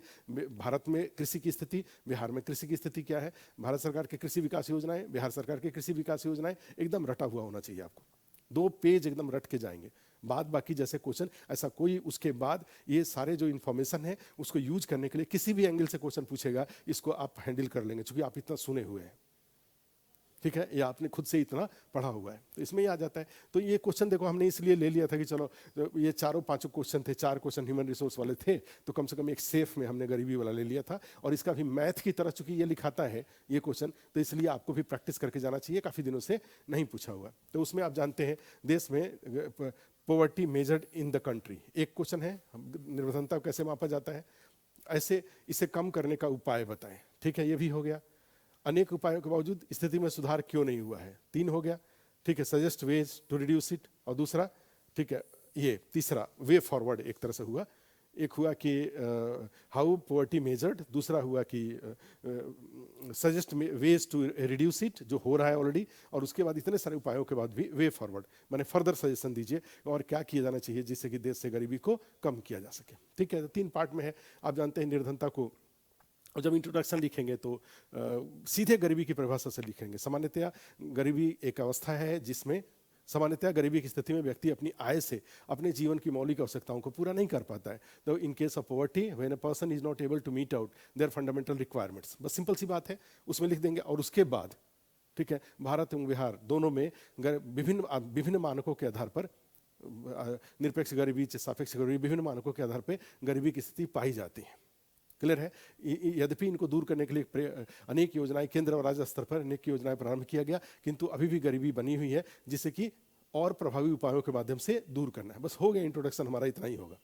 अब इसमें कौन सा अब ये इंट्रोडक्शन वाला पार्ट है। अब यहाँ पे हम किसी स्कीम का नहीं नाम लिख सकते, एक लिखेंगे तो दूसरा क्यों नहीं लिखेंगे। तो इसलिए अनेक उपाय, विभिन्न उपायों के बावजूद आज भी गरीबी, भारत और बिहार में गरीबी बनी हुई है। कई क्वेश्चन होंगे जहाँ पे बिहार का रेफरेंस नहीं होगा, तब भी बिहार लिखाएगा। भारत के बारे में लिखा हुआ तब भी बिहार का लिखाएगा। क्लियर है। एक बात हमेशा ध्यान में रखेंगे, ठीक है। जैसे भारत सरकार का जो भी उपाय आपने लिखा, इन उपायों के साथ साथ राज्य सरकार द्वारा भी औद्योगिक विकास के लिए कार्य किया जा रहा है, ठीक है। With all these measures of central government, state government is also working, ठीक है, for poverty elevation. With all these measures of central government, state government is also taking initiative for to create opportunity of employment. इस तरह के question आ जाते हैं। बिहार का भी जरूर 2-3-4 लाइन जरूर उसमें लिखेंगे, आप ध्यान रखिएगा इस बात को। तो आप समझ रहे हैं इसको कराया हुआ है। एक सीधा क्वेश्चन था। पॉवर्टी मेजर करने का दो तरीका है, absolute poverty, relative poverty. Absolute poverty में आप जानते हैं कि वेरियस पैरामीटर्स हैं, उसको लेकर के सुरेश पहले था लकड़ा वाला कमेटी के रिकमेंडेशन के अकॉर्डिंग पर पर्सन पर डे कंजम्पशन था, एनर्जी कंजम्पशन था। सेकंड वाले में था कंजम्पशन एक्सपेंडिचर था। सी रंगराजन और उसको दोनों को, सुरेश तेंदुलकर को 2011 का ही दिखाएंगे, केवल 2011 में 11-12 में जो रहा उसको दिखा देंगे, सुरेश तेंदुलकर का और सी रंगराजन का। उसके बाद दिखा देंगे MPI, multi dimensional poverty index के अकॉर्डिंग जो भी है। उसके बाद फिर दिखा देंगे वर्ल्ड बैंक का भी दिखा देंगे, $2.15 पर डे का जो उन्होंने एक्सपेंडिचर जो तय किया हुआ, सभी के अकॉर्डिंग मन करेगा तो सबको देख करके शब्द की जरूरत के अनुसार कितना आपके पास टाइम है, कितना सबको लिख देंगे सारे ऑन ऑल दीज पैरामीटर्स। ठीक है, there is a poverty existing, large number of poor people existing in India as well as living in India as well as in Bihar। ठीक है, ये लिख देंगे। इसमें जैसे सुरेश तेंदुलकर का ही ले लेंगे तो भाई 21.9% people are multi dimensional poverty index वाला ज़्यादा ऑथेंटिक है, ज़्यादा लास्ट में है, तो उसका डेटा लिख देंगे according to multi dimensional poverty index. National level पे 26 पॉइंट कुछ % है, उसको लिख देंगे। बिहार में जो 51 पॉइंट कुछ है उसको लिख देंगे। सबका अलग अलग लिखने की जरूरत नहीं होगा। और उसके बाद फिर पॉवर्टी एलिवेशन प्रोग्राम को फिर दो पार्ट में बांट लेंगे, long term, short term. Long term में ही, ठीक है, सेंटर और स्टेट दोनों का लिख देंगे। शॉर्ट टर्म में जाएंगे तो वहाँ दो पार्ट में बांट सकते हैं कि सेंटर का अलग लिख सकते हैं, स्टेट का अलग लिख सकते हैं। Central government initiative for employment and self employment, for welfare, for food security. State government का फिर इसी तरह से एम्प्लॉयमेंट, उसमें जीविका वगैरह आ जाएगा। ठीक है, फिर वहीं पे आ जाएगा वेलफेयर मेजर्स जो उनके हैं, प्लस उनके यहाँ जाएंगे तो वो फूड सिक्योरिटी के लिए क्या कर रहे हैं तो उसको लिख सकते हैं, तो अलग। और उसके बाद फिर तीसरे पार्ट में जाएंगे to make it more effective. More effective में जाते हैं तो आप जानते हैं भाई ई गवर्नेंस लाना होगा, आरटीआई को, आरटीपीएस को, आरटीजीएस को। ठीक है, जो ग्रीवांस जो सर्विसेज है बिहार गवर्नमेंट का उसको, तो आरटीआई हो गया, आरटीपीएस हो गया, राइट टू पब्लिक सर्विस हो गया, आरटीजीएस हो गया। इसके अलावा जाएंगे तो ई गवर्नेंस हो गया। इसके अलावा जाएंगे जैम ट्रिनिटी का यूज हो गया। इसके अलावा जाएंगे तो भाई कहा जाए कि पब्लिक अवेयरनेस प्रोग्राम्स चलाने चाहिए। ठीक है, डायरेक्ट बेनिफिट ट्रांसफर को यूज किया जाना चाहिए अधिक से अधिक बेनिफिशियरीज को। तो ये सारी चीज़ें इसमें वे फॉरवर्ड के रूप में आप इसको लिख देंगे तो हो जाएगा ये। नेक्स्ट, अब हमारा बात को सुन करके ये मत सोचना कि हमको याद नहीं आ रहा है, इनको इतना याद है, हमको याद नहीं आ रहा है, तो ऐसा नहीं होता है। आपको सब याद है, बस हमारी बात को सुन लो, एक किस एंगल से बोल रहे हैं। और ये बातें ऐसी बातें हैं जो कोई अगर लगता है कि नहीं याद है तो जो बता रहा हूँ वो चीज़ को अभी जा करके, अभी से लेकर 12 बजे रात तक बैठोगे तो सब इकोनॉमी के जितने स्कीम्स हैं सब आपका हो जाएगा। इस तरह से जाएंगे पॉलिटी में जाएंगे तो जितने आर्टिकल बड़े बड़े जो टॉपिक्स दिखाई दे रहे हैं सबका आर्टिकल 2 घंटा बैठेंगे तो सबका आर्टिकल सारा याद हो जाएगा आपको। कहाँ कहाँ कौन का फंडामेंटल राइट आर्टिकल 12 से लेकर के 35 के बीच में है। डायरेक्टिव प्रिंसिपल कहाँ से कहाँ के बीच में है। डायरेक्टिव प्रिंसिपल में कौन कौन से आर्टिकल हैं जो इंपॉर्टेंट हो जाते हैं, 39 है या 40 है या 42 है या 45 है या 44 है या जो भी इस तरह के आर्टिकल लगते हैं। तो आप कुछ कुछ इस तरीके से अब जो टाइम है इसमें ये पार्ट प्रिपरेशन करने की जरूरत है कि बड़े बड़े टॉपिक, बड़े बड़े जो कंटेंट है जो कि एग्जाम में यूज होगा, आंसर में यूज होगा, उस चीज़ को लिख करके 2-2, 3-3, 4-4 बार याद कर जाएंगे सब टॉपिक वाइज। इतना बड़ा सिलेबस भी आपका नहीं है कि आप रिवीजन करेंगे, अच्छे से रिवीजन नहीं होगा, सब रिवीजन हो जाएगा। अब देखो 6 है की, और ये नहीं सोचना है कि बस हमारा तो इस बार पढ़ रहे थे उस बार पढ़ रहे थे, सब करंट बता रहा हूँ। करंट बैच में जो लोग पढ़ते रहते हैं उस बैच से लाइन का लाइन होता है, क्योंकि आप सब, आपके दिमाग में सब सुना हुआ है। ठीक है, अब सब ध्यान से आपने सुना हुआ है, ध्यान से सुना हुआ। हमारे क्लास में तो वैसे भी ध्यान बढ़ जाता था। ठीक है, थोड़ा सा लगेगा कि कहीं इधर उधर हुए तो 2 सुनना पड़ जाएगा, तो इसे ध्यान से पढ़ो, ध्यान से सुनो। ऑनलाइन वाले लोग भी खूब ध्यान से सुनते थे कि ज़्यादा कमेंट में लिखेंगे बस उधर से नाराज़गी हो जाएगी। तो इसका फ़ायदा ये होता था कि जो बताया जा रहा है उस पर ध्यान है तो वो चीज़ वहाँ याद आएगा। एक बात ध्यान रखना, अभी लगेगा कि हमको याद नहीं आ रहा है, लेकिन जब क्वेश्चन आएगा तो ज़रूर याद आएगा। ठीक है, तो आपको सब याद है। करंट बता रहा हूँ, करंट बैच से लाइन का लाइन करंट बैच से लोग पास करते हैं, कोई सेकंड थर्ड चांस की जरूरत नहीं होती है। ठीक है, तो इसलिए ये है। तो करंट अफेयर्स अभी बचा हुआ है, निशा कुमारी, ये अभी कहाँ से बचा हुआ है करंट अफेयर्स? अब तो हो जाना चाहिए था। अब तो अपने से जो हुआ सो यहाँ से हुआ, नहीं हुआ तो अपने से हो जाना चाहिए था। लिख करके बीच में लिखना था भाई इस तरीके से। चलो हम, आप जो बोल रही हो अभी हमने जवाब दिया है कि वो जरूर भिजवा देंगे। अभी जो 2 क्लास करंट अफेयर्स का जो लास्ट 2 इंग्लिश मीडियम में क्लास हुआ है उसका PDF शेयर हो जाएगा, हिंदी मीडियम में जो हो रहा है वो भी शेयर हो जाएगा। ठीक है, अब हिंदी मीडियम एक दिन में, आज कल में खत्म हो जाएगा तो उसका शेयर हो जाएगा, लेकिन प्रिपरेशन करके रख लो, अपने साइड से प्रिपरेशन करके रख लो। प्रतियोगिता दर्पण 4-5 महीने का हो तो उसमें हेडिंग इसका लिख करके, जैसे बीच में लिख दिया WTO, जैसे बीच में लिख दिया, और लिख करके उसके जितने उस घटना जितनी भी बातें इस तरीके से है सब रट लो ना। 10 एक टॉपिक से रिलेटेड 10 फैक्ट भी याद रहेगा तो उससे आराम से आप 300-350 वर्ड लिख सकते हो, और नंबर पर्याप्त सफिशिएंट नंबर देते हैं। जब थोड़े डिफिकल्ट टॉपिक आता है तो वहां पे आप 1.5 पेज भी लिख दोगे तो आपको 18-20 नंबर दे देंगे वो। एक बात हमेशा ध्यान रखना। तो इसी तरीके से टॉपिक ले करके आप, जैसे मान लो G20 है तो G20 को इस तरह से लिख करके और उसको घेर लिया, और इसकी जितनी फैक्ट है सब फैक्ट को इस तरह से लिख के 5 बार याद कर जाओ ना इसको। अब क्यों छोड़ रहे हो उसको?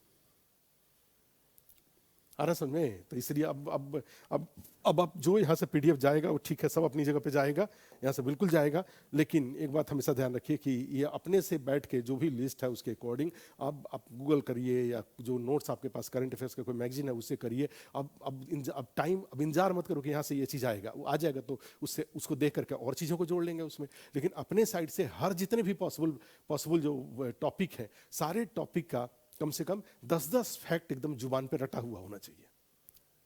जितने भी टॉपिक है, क्वाड का है 10 फैक्ट उसका एकदम रटा हुआ होना चाहिए। इंडो पाकिस्तान रिलेशन है 10 फैक्ट, 10 जो घटनाएं घटी हैं एकदम रटा हुआ होना चाहिए। इंडो चाइना 10 जो फैक्ट है एकदम रटा हुआ उसका होना चाहिए। श्रीलंकन क्राइसिस, इकोनॉमिक क्राइसिस है, 10 फैक्ट रटा हुआ होना चाहिए उसका। क्लियर है?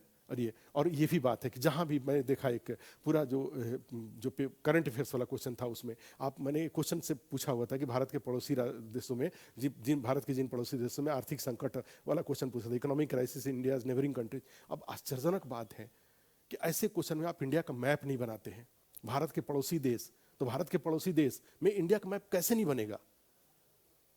जितना भी इस तरह का क्वेश्चन आएगा, इंडिया रसिया यूक्रेन का इतना फेमस अगर क्वेश्चन पूछा जाएगा तो आप बाउंड्री उसको उसका नक्शे पे नहीं दिखाएंगे तो आप कैसे एक्सप्लेन कर पाएंगे चीजों को? इतने फेमस जो टॉपिक्स हैं, ठीक है, तो ये फेमस टॉपिक है उसके, तो आप मान लो G20 पे ही क्वेश्चन पूछता है तो भाई आप G20 इतना फेमस टॉपिक है तो आपको नहीं करना चाहिए। आप तो यहाँ तक कि वर्ल्ड का अगर मैप अगर प्रैक्टिस में हो जाता, इसके कोई जरूरी नहीं है कि बहुत सारे जो कट्स वगैरह होते हैं उसको दिखाना बहुत जरूरी नहीं है, लेकिन लमसम भी स्केच बना करके, और G20 के कौन कौन से कंट्रीज है इंपॉर्टेंट, नहीं 20 याद आ रहा है, चलो कोई बात नहीं 20 नहीं याद आ रहा है, 10-15 भी याद आ रहे हैं जो इंपॉर्टेंट कंट्रीज हैं, उसके मैप के ऊपर में लिख देंगे G20 में शामिल कुछ प्रमुख देश, some important countries included in G20, और उसमें क्या करेंगे वो सारे का अगर मैप पे हम दिखा देंगे तो कितना अच्छा रहेगा। नीचे में इंडिया दिखा देंगे, ऊपर में चाइना दिखा देंगे, इस तरीके से जो दिखेगा, बाली इंडोनेशिया दिखा देंगे। तो जहां आप माने आपको क्वालिफाई करना है ना, आपको क्रिएटिव राइटिंग करना है ना, आपको केवल निपटा थोड़ी देना है। देख रहे हो कितने कितने कष्ट में है लोग जो PT नहीं पास किए हुए हैं, और आपको इतना अच्छा मौका मिला हुआ है, तो आपको तो अभी भी 8 दिन का टाइम है। इस 8 दिन के टाइम में अभी भी चाहो तो ये सब चीज़ों को कर सकते हो। ये सब चीज़ को हेडिंग बनाओ, क्या क्या चैलेंजेस आपके हैं, अब अपने आंसर को अच्छा करने के लिए क्या क्या जरूरतें आपकी है उसका एक लिस्ट बनाइए। लिस्ट बना करके उसके लिए 2-2 घंटा लगोगे तो 2-2 घंटा के तो सारा मामला ही है। बिहार का मैप हुआ, चाहे इंडिया का मैप हुआ, चाहे वर्ल्ड का मैप हुआ, उनको घटनाओं से जोड़ करके, ठीक है, तो ये तो 2-2 घंटे का काम है, 6-7 घंटे में सब हो जाएगा। चलो अब नहीं बोलेंगे, यही तो सब क्लास में भी बोलते रहे, तब भी नहीं सुने, अब आज तक नहीं सुने तो अब क्यों सुनोगे? फिर वही भाई इसमें क्वेश्चन है, देखो क्या था, discuss the current status of agriculture in India and Bihar. क्या स्थिति था, क्यों पूछा था इसको हमने? इसलिए पूछा था कि आपको इसका जो प्रेजेंट स्टेट ऑफ यह याद है कि नहीं याद है। क्लियर है? इसलिए इस क्वेश्चन को हमने पूछा था, प्रेजेंट स्टेट। अभी देखो इतने देर बाद कई लोग जुड़ रहे हैं, इतने देर बाद जुड़ना चाहिए था, पहले नहीं जुड़ना चाहिए था, शुरू से ही। Discuss the current status of agriculture in India and Bihar. What is the problem of agriculture in Bihar?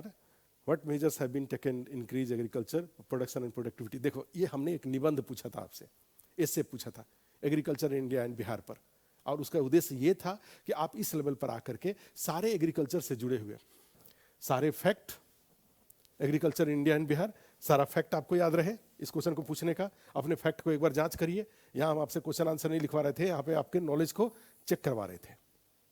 Status of agriculture, सारा फैक्ट, GDP में, GSDP में कितने लोग डिपेंड करते हैं, क्रॉप इंटेंसिटी कितनी है, इरिगेशन का स्थिति क्या है, कितना अनाज का उत्पादन हो रहा है, बिहार में कितना अनाज का उत्पादन हो रहा है, इंडिया कौन कौन से प्रोडक्शन में ऊपर है, ये सारी बातें हम चेक करवा रहे थे आपसे।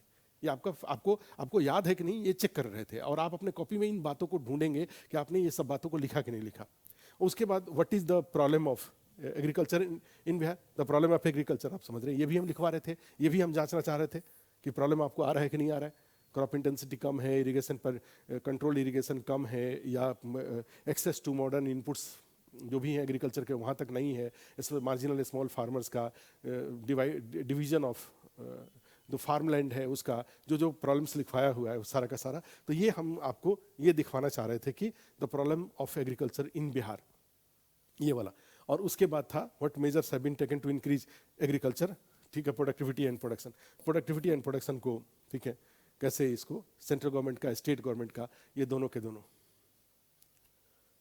आप न्यूज़पेपर कहाँ, आप न्यूज़पेपर का 68th के लिए, अच्छा ओके कोई बात नहीं, 68th के लिए अभी टाइम है। मैं प्रतियोगिता दर्पण का मैगजीन लीजिए। अब उसमें देखो प्रोडक्टिविटी एंड प्रोडक्शन के लिए बिहार गवर्नमेंट का है, स्टेट बिहार गवर्नमेंट भी जाएंगे, आप जानते हैं एग्रीकल्चर डेवलपमेंट रोड मैप 1 2 3, चौथे में जो प्रोबेबिलिटी है वो भी हम लोगों ने क्लास में कराया रखा है। प्रोबेबिलिटी क्या क्या है, क्या क्या इंक्लूड करने जा रहे हैं वो, तो वो उसको, उसके बाद सेंट्रल गवर्नमेंट के जो भी इनिशिएटिव है उसको, ये क्वेश्चन हो जाएगा। तो ये तो क्वेश्चन हम इसलिए दिए थे कि जिससे कि एग्रीकल्चर के बारे में अपने नॉलेज को आप चेक कर सकें। नेक्स्ट क्वेश्चन था ये पर्यावरण प्रदूषण के विभिन्न रूपों की चर्चा करें, इन्हें दूर करने के लिए उपाय बताएं। Discuss the different form of environmental pollution, suggest way to remove them, ठीक है। ये भी एक एस्से था, जो एनवायरमेंटल पॉल्यूशन जो क्लास में हम लोग कराते थे उसको एक एस्से फॉर्म में हमने पूछा आपसे कि जिससे सारे एनवायरमेंटल किसी भी एंगल से यहाँ क्वेश्चन पूछा जाए आप उसको एग्जाम हॉल में हैंडल कर लें, इसलिए हमने एक अम्ब्रेला क्वेश्चन आपसे पूछ रखा था, ठीक है, एनवायरमेंटल पॉल्यूशन को लेकर के, ठीक है।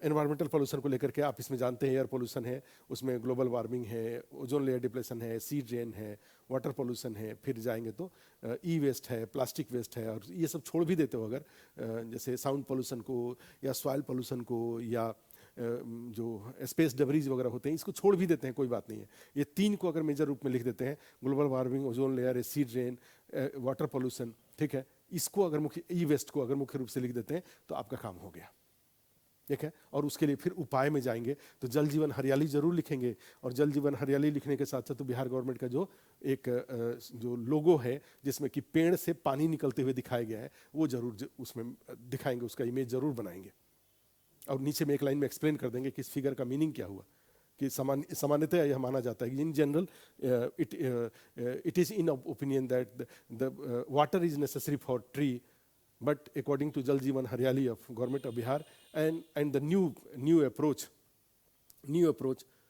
according to opinion of experts, the trees are important for existence of, for availability of water, ठीक है। तो इसमें जैसे ये फॉरेस्टेशन बढ़ाएंगे तो आपका पानी का अवेलेबिलिटी भी बढ़ जाएगा, और जल जीवन हरियाली में इस बात को शामिल किया गया है। क्लियर है, तो ये हो गया। उसके बाद जाएंगे तो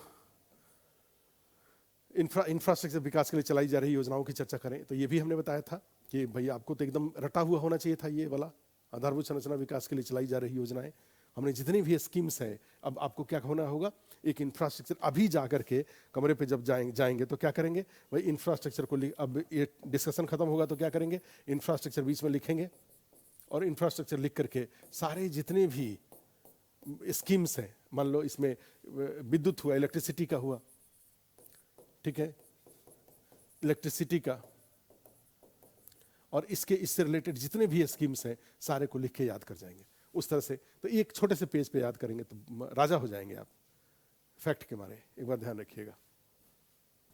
तो ये इस तरीके से ये क्वेश्चन हमने इसलिए दिया था कि आप आधारभूत संरचना विकास के लिए चलाई जा रही योजनाओं की चर्चा करें, तो आधारभूत संरचना, discuss the scheme begin being run for infrastructure development, तो इसमें क्या हो गया, एक हो गया इंफ्रास्ट्रक्चर और दूसरा होगा स्कीम्स, ठीक है। तो इंफ्रास्ट्रक्चर में आप देखें, जानते हैं कि पहले तो इंट्रोडक्शन में लिख लेंगे कौन कौन से इंफ्रास्ट्रक्चर कंपोनेंट्स हैं, और शुरू में ये तीन है जो मेजर पीएम गति शक्ति, नेशनल इंफ्रास्ट्रक्चर पाइपलाइन और नेशनल मोनेटाइजेशन पाइपलाइन, ये तीन है, और उसके बाद डिफरेंट कंपोनेंट्स के अकॉर्डिंग अलग अलग स्कीम्स हैं, इलेक्ट्रिसिटी के लिए अलग अलग स्कीम्स हैं, टेलीकम्युनिकेशन के लिए अलग है, रोड के लिए अलग है, रेलवे के लिए अलग अलग है, ठीक है। तो ये सबको एक बार इसमें लिखेंगे। ग्रामीण विकास में विज्ञान प्रौद्योगिकी के उपयोग की रूपरेखा प्रस्तुत करें, हाँ ये online outline the use of science and technology in rural development, ठीक है। अब देखो ये क्वेश्चन हमने एक सिंबॉलिक के क्वेश्चन पूछा था, इसके पीछे ये रीजन था कि अगर ये क्वेश्चन पूछे, ऐसा कोई क्वेश्चन पूछे, use of science and technology, ठीक है, science and technology in urban development या स्मार्ट सिटीज मिशन और उसमें साइंस टेक्नोलॉजी, ठीक है। तो इस तरह के क्वेश्चन अगर agricultural development and science and technology, तो आप कैसे इस तरह के क्वेश्चन को अप्रोच करेंगे। तो इसमें हमेशा ध्यान रखेंगे कि इस तरह के क्वेश्चन जब भी पूछें तो आप उसमें क्या करेंगे, पहले गांव की जरूरतों को ध्यान करिए कि भाई एक गांव में किस किस चीज की जरूरत होती है। गांव, ठीक है, विलेज है, तो what are the requirements of villagers. तो इसमें क्या हो जाएगा, एक होता है रोड, सड़क, तो सड़क में क्या क्या हो जाएगा, जीपीएस और माई सड़क ऐप है। आप कोई भी ग्रामीण सड़क के बारे में कोई शिकायत हो, आपकी जरूरत हो, तो आप उसको, अच्छा कोई बात नहीं, तो ये रिकॉर्डिंग उसमें जा रहा है, ये उस पर यूट्यूब पे जाएगा, उसको वहां से देख लीजिएगा एक बार, ठीक है। तो जैसे सड़क है, जीपीएस हो गया। रोड की बात करें, गांव में रोड होता है, पीएमजीएसवाई है, प्रधानमंत्री ग्राम सड़क योजना में क्या क्या हो गया, जीपीएस का यूज होता है। आप जानते हैं कि भाई रोड कितना बना, उसको जियो टैगिंग कर देंगे तो भाई रोड की क्या स्थिति है, आप एक जगह से बैठ के देख सकते हैं। क्लियर है। माई सड़क ऐप है, इस ऐप पे जाकर के आपको कोई भी शिकायत करना है, आप शिकायत उसके ऊपर कर सकते हैं। आपको वहीं पे जहां जा करके, जहां आपके बारे में शिकायत करना, वहां खड़े हो जाए, कोई फोटो खींचने की जरूरत नहीं है, वहीं पे खड़े होकर के वो जगह ले लेगा, आपको कोई एड्रेस वगैरह डालने की भी जरूरत नहीं है। क्लियर है। उसके बाद जाते हैं, सड़क के बाद जाते हैं तो विद्युत है, इलेक्ट्रिसिटी है। गांव में जरूरत इलेक्ट्रिसिटी की होती है, तो इलेक्ट्रिसिटी में अब देखो हमने क्या किया, ये गड़बड़ किया, हम तो यहाँ पे कर रहे थे, अब हाईलाइट करने के लिए हमने शुरू से ही आपको बताया कि हम केवल विद्युत लिखेंगे। अब देखो हमने सड़क लिखा था केवल, तो ठीक लग रहा था। अब इसी को अगर हम ऐसे घेर देंगे तो अननेसेसरी एक लाइन इसमें हमने डाल दिया। अननेसेसरी लाइन डाल देने से क्या हो गया, और ज्यादा ये भारी हो गया। तो इस तरह का लाइन अगर नहीं डालें तो हमें चलेगा, ये लाइन अगर हम ना डालें तो हमारा आंसर स्क्रैची नहीं होगा। क्योंकि मैंने देखा है आजकल लोग बड़ी अंडरलाइन कर रहे हैं, तो सब पूरा कॉपी ही अंडरलाइन कर लेंगे, तब तो सोचो कितना ज्यादा वो रहेगा। तो विद्युत, इलेक्ट्रिसिटी में क्या रहे, तो आप जानते हैं पीएम, अच्छा पीएम कुसुम का है। उसके अलावा जाएंगे तो उजाला है, एलईडी है, उजाला में एलईडी का यूज हो रहा है, ये साइंस टेक्नोलॉजी है। उसके अलावा जाएंगे तो आपका अजय स्कीम है, स्ट्रीट लाइट का, बिहार गवर्नमेंट का जो भी है। इसके अलावा जाएंगे तो आप सोलर सिस्टम यूज कर सकते हैं, इको फ्रेंडली और लगातार इलेक्ट्रिसिटी के लिए आप उसको कर सकते हैं। तो यहाँ और भी आप अपने सोचिए। उसके बाद जाएंगे विद्युत के बाद जाएंगे रोड हो गया, इलेक्ट्रिसिटी हो गया। उसके बाद मान लीजिए एजुकेशन में जाएंगे तो उन्नयन, बिहार उन्नयन जो है उसको कर सकते हैं, या दिशा जो एक ऐप है, जो भी ऐप वगैरह है इसमें एडुटेक इसमें आ जाएगा। यूज ऑफ आईसीटी हो जाएगा, इंफॉर्मेशन कम्युनिकेशन टेक्नोलॉजी का। स्मार्ट क्लासरूम और स्मार्ट क्लासरूम से फायदा क्या हो जाएगा, बच्चे को आप विजुअली पूरा ह्यूमन स्केलेटल बॉडी सिस्टम दिखा सकते हैं, हार्ट लवडअप दिखा सकते हैं, सारा का सारा। जीपीएस के बारे में मुंह से बताएंगे आप, जीपीएस में जाके सैटेलाइट कैसे घूम रहा है उसको आप दिखा सकते हैं। स्मार्ट बोर्ड जैसे ये सब हम लोग का बोर्ड है, ये हर गांव में आजकल लगने लगा है, तो स्मार्ट बोर्ड का हो गया। एडुटेक में जाएंगे, उसी में जाएंगे ऑनलाइन टीचर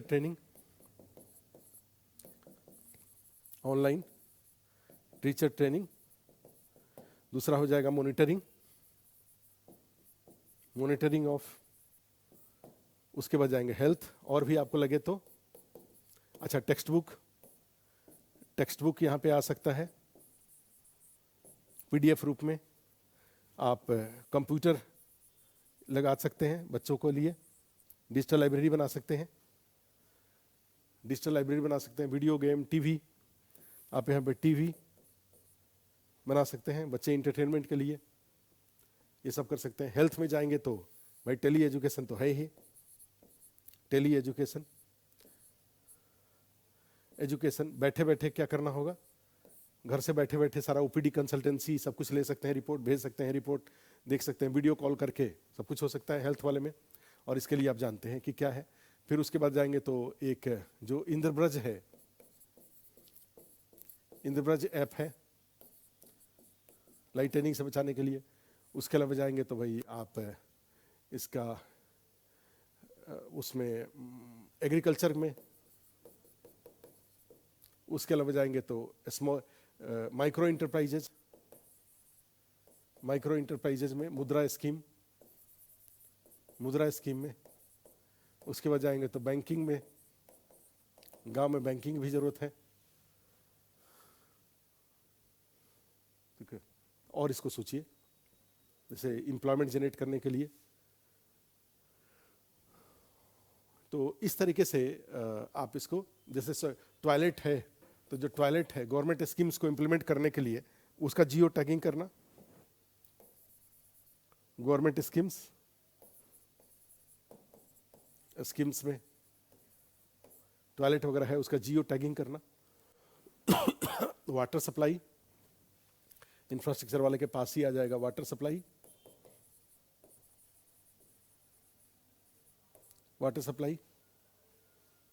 जलापूर्ति। तो आप समझ रहे हैं, माने इस तरह से आप यूज कर सकते हैं साइंस एंड टेक्नोलॉजी का एग्रीकल्चर में। तो हमने देखो क्या किया, हमने ऐसा नहीं था कि हमने याद नहीं किया था, हमने क्या किया है कि हमने गांव की जरूरतों को पहले पहचाना और उसमें टेक्नोलॉजी को डाल दिया। इसी में एक गांव के लोगों को मनोरंजन की भी जरूरत है, तो इसमें इंटरटेनमेंट के लिए भी आप मनोरंजन। अच्छा, यहां पर भी एग्रीकल्चर वाले में ई नाम आ सकता है, ई पशु हाट आ सकता है, पशु हाट। यहां पर भी ई पशु हाट के बाद ई कॉमर्स के अदर जो हैं वो सब यहां आ सकते हैं, सेलर और प्रोड्यूसर के रूप में, ठीक है। तो ये सारा का सारा यहां पर आ जाएगा। क्लियर है? तो आप ध्यान रखिएगा इसको। अब नेक्स्ट देखिए, भारत की रक्षा चुनौतियों की पहचान कर इनका सामना करने के लिए किए जा रहे उपायों की चर्चा करें। ये क्वेश्चन था। Identify the defence challenges of India and discuss the measures being taken to meet them. अब इसमें क्या है, यहाँ पे इंडिया का मैप बनेगा। देखो, इंडिया का मैप बना करके क्या करेंगे भाई, सीधे सीधे इंडिया के जो भी चैलेंजेज हैं उस चैलेंजेस को आइडेंटिफाई करेंगे। यहाँ पे क्या है आपका 7,500 किलोमीटर ओपन, ठीक है, कोस्टल बाउंड्री है आपका, ठीक है, ओपन कोस्टल बाउंड्री है। तो यहां से चैलेंजेज आते हैं। अब जैसे आज अभी जो चाइना तवांग में किया है उसके बारे में शायद ये भी कहा जा रहा है कि चाइना शायद इंडियन ओशन में कुछ करना चाह रहा था, तो उस अटेंशन को डाइवर्ट करने के लिए, तो इसीलिए इंडियन हेलीकॉप्टर वगैरह नेवी द्वारा हेलीकॉप्टर यूज किया जा रहा है, बड़े पैमाने पे एरोप्लेन और हेलीकॉप्टर यूज किया जा रहा है फॉर सर्वेलियंस ऑफ, ठीक है, तो उसके लिए यूज हो रहा है। उसके अलावा जाएंगे तो इधर से पाकिस्तान है, उधर जाएंगे तो चाइना है, इसके बाद जाएंगे तो यहाँ पे चाइना का एक्टिविटीज का बढ़ना है, ये एक्टिविटीज उसके जो बढ़ रहे हैं वो है। तो इस तरीके से आप जो इंडिया के जो स्ट्रेटजिक कंसर्न, डिफेंस कंसर्न है उसको आइडेंटिफाई करेंगे, और फिर इसके लिए जो जो उपाय हो रहा है उस उपाय में जाएंगे। तो भाई मिसाइल है, आपने न्यूक्लियर वेपन्स भी बना रखा है, आपने जो फाइटर प्लेन है, जो एरोप्लेन वगैरह है, ये भी सब आप यूज कर रहे हैं, ये सब भी आप यूज कर रहे हैं, एरोप्लेन वगैरह, फाइटर प्लेन वगैरह सब यूज कर रहे हैं। नवल शिप आप यूज कर रहे हैं, नवल आप शिप यूज कर रहे हैं, ये सब भी कर रहे हैं बड़े पैमाने पे। तो ये जो सबमेरीन्स वगैरह हैं, जो कुछ भी यूज हो रहा है, तो जो हम लोगों ने किया था एक तरह से, तो उसमें क्या आ जाएगा इस क्वेश्चन में, ये इस तरीके से जाएंगे। तो आइडेंटिफाई द डिफेंस चैलेंजेस, तो पहले तो इंडिया का मैप बनाकर डिफेंस चैलेंजेस को आइडेंटिफाई कर देंगे। दो एक लाइन उसके बारे में लिखना चाहेंगे तो नीचे लिख सकते हैं कि these challenges are still existing, ठीक है, स्टिल एग्जिस्टिंग लाइक जैसे इसमें वो आ जाएगा कि तवांग में और गलवान में या डोकलाम में, ठीक है, recent fight between Indian army and Chinese army, ये हो गया। उसी तरह से देखेंगे Pakistan, the relation with Pakistan is also not normal. Clear है? तो ये अपना एक मैप बना करके उसमें सबको दिखा करके 2-3 लाइन में नीचे इसको लिख सकते हैं। उसके बाद प्रिपरेशन बाय इंडिया ठीक है, और उसमें कैसे कैसे आप डिफेंस प्रोडक्शन के लिए डीआरडीओ का क्या रोल है उसको लेकर के, और मिसाइल के डायरेक्शन में क्या कर रहे हैं, आप फाइटर प्लेन को लेकर के क्या कर रहे हैं, नवल शिप को लेकर के क्या कर रहे हैं, सबमरीन्स को लेकर क्या कर रहे हैं, आर्मी का ट्रेनिंग वगैरह है उसको लेकर के क्या कर रहे हैं, आप किस तरीके से और जैसे नाविक जो जीपीएस है आपने बना रखा है, नाविक जो आपने एक नेविगेशन सिस्टम बना रखा है उसका जो डिफेंस यूज होगा कैसे, तो उसको लेकर के ये सब लेकर के आप एक स्टोरी बिल्ड कर लेंगे यहाँ पे। और उसके बाद लास्ट में आता है कि नहीं 3 पर टिप्पणी करें, ठीक है, comment on.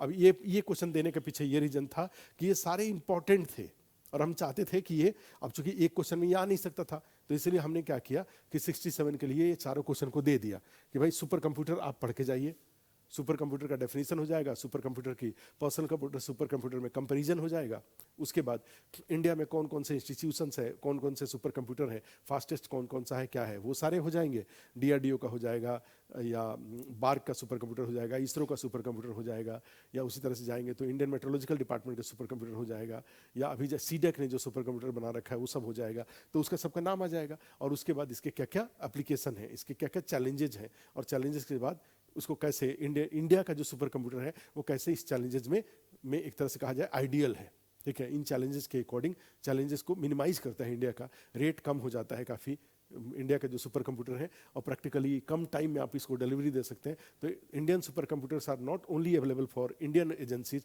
But it is also available for global agencies, ठीक है, through export of super computer on minimum rate as well as on less delivery time, तो ये भी इंडिया के साथ हो जाता है। सुपर कंडक्टिविटी में जाते हैं तो इसका भी वही डेफिनेशन हो जाएगा, ठीक है, इसके साथ क्या चैलेंजेस है ये हो जाएंगे, और उसके बाद चैलेंजेस को ओवरकम करने के लिए कौन कौन से इसमें इनिशिएटिव्स लिए गए हैं ग्लोबल लेवल पे और इंडिया लेवल पे। इंडिया में नेशनल साइंस इसमें जाएंगे तो ये सुपर कंडक्टिविटी मिशन स्टार्ट किया गया था 1991 में डिपार्टमेंट ऑफ साइंस के अंदर, और फिर उसके बाद यहाँ पे प्रेजेंट सिचुएशन सुपर कंडक्टिविटी का क्या है, और उसके बाद इसका कहाँ कहाँ यूज हो सकता है, ठीक है, ये लिखना था। नेविगेशन सिस्टम में जाएंगे तो ग्लोबल नेविगेशन सिस्टम नाम लिखेंगे to identify to determine the location of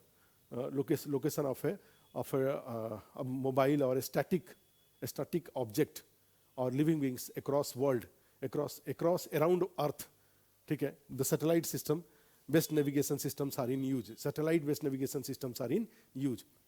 पृथ्वी पर, संपूर्ण पृथ्वी पर मानव चल या अचल की अवस्थिति के निर्धारण करने के लिए उपग्रह आधारित नेविगेशन प्रणाली का उपयोग किया जा रहा है। वैश्विक स्तर पे कौन कौन से हैं, इंडिया में कौन कौन सा है, गगन है और नाविक है उसका नाम लिख देंगे। उसके बाद फिर आ जाता है किसका, एक पैराग्राफ चेंज करके डायग्राम बना देंगे, 3 पार्ट हो जाता है, स्पेस सेगमेंट, अर्थ और यूजर सेगमेंट, उसको लिख देंगे, और उसके बाद इसका क्या क्या यूज है उसको लिख देंगे।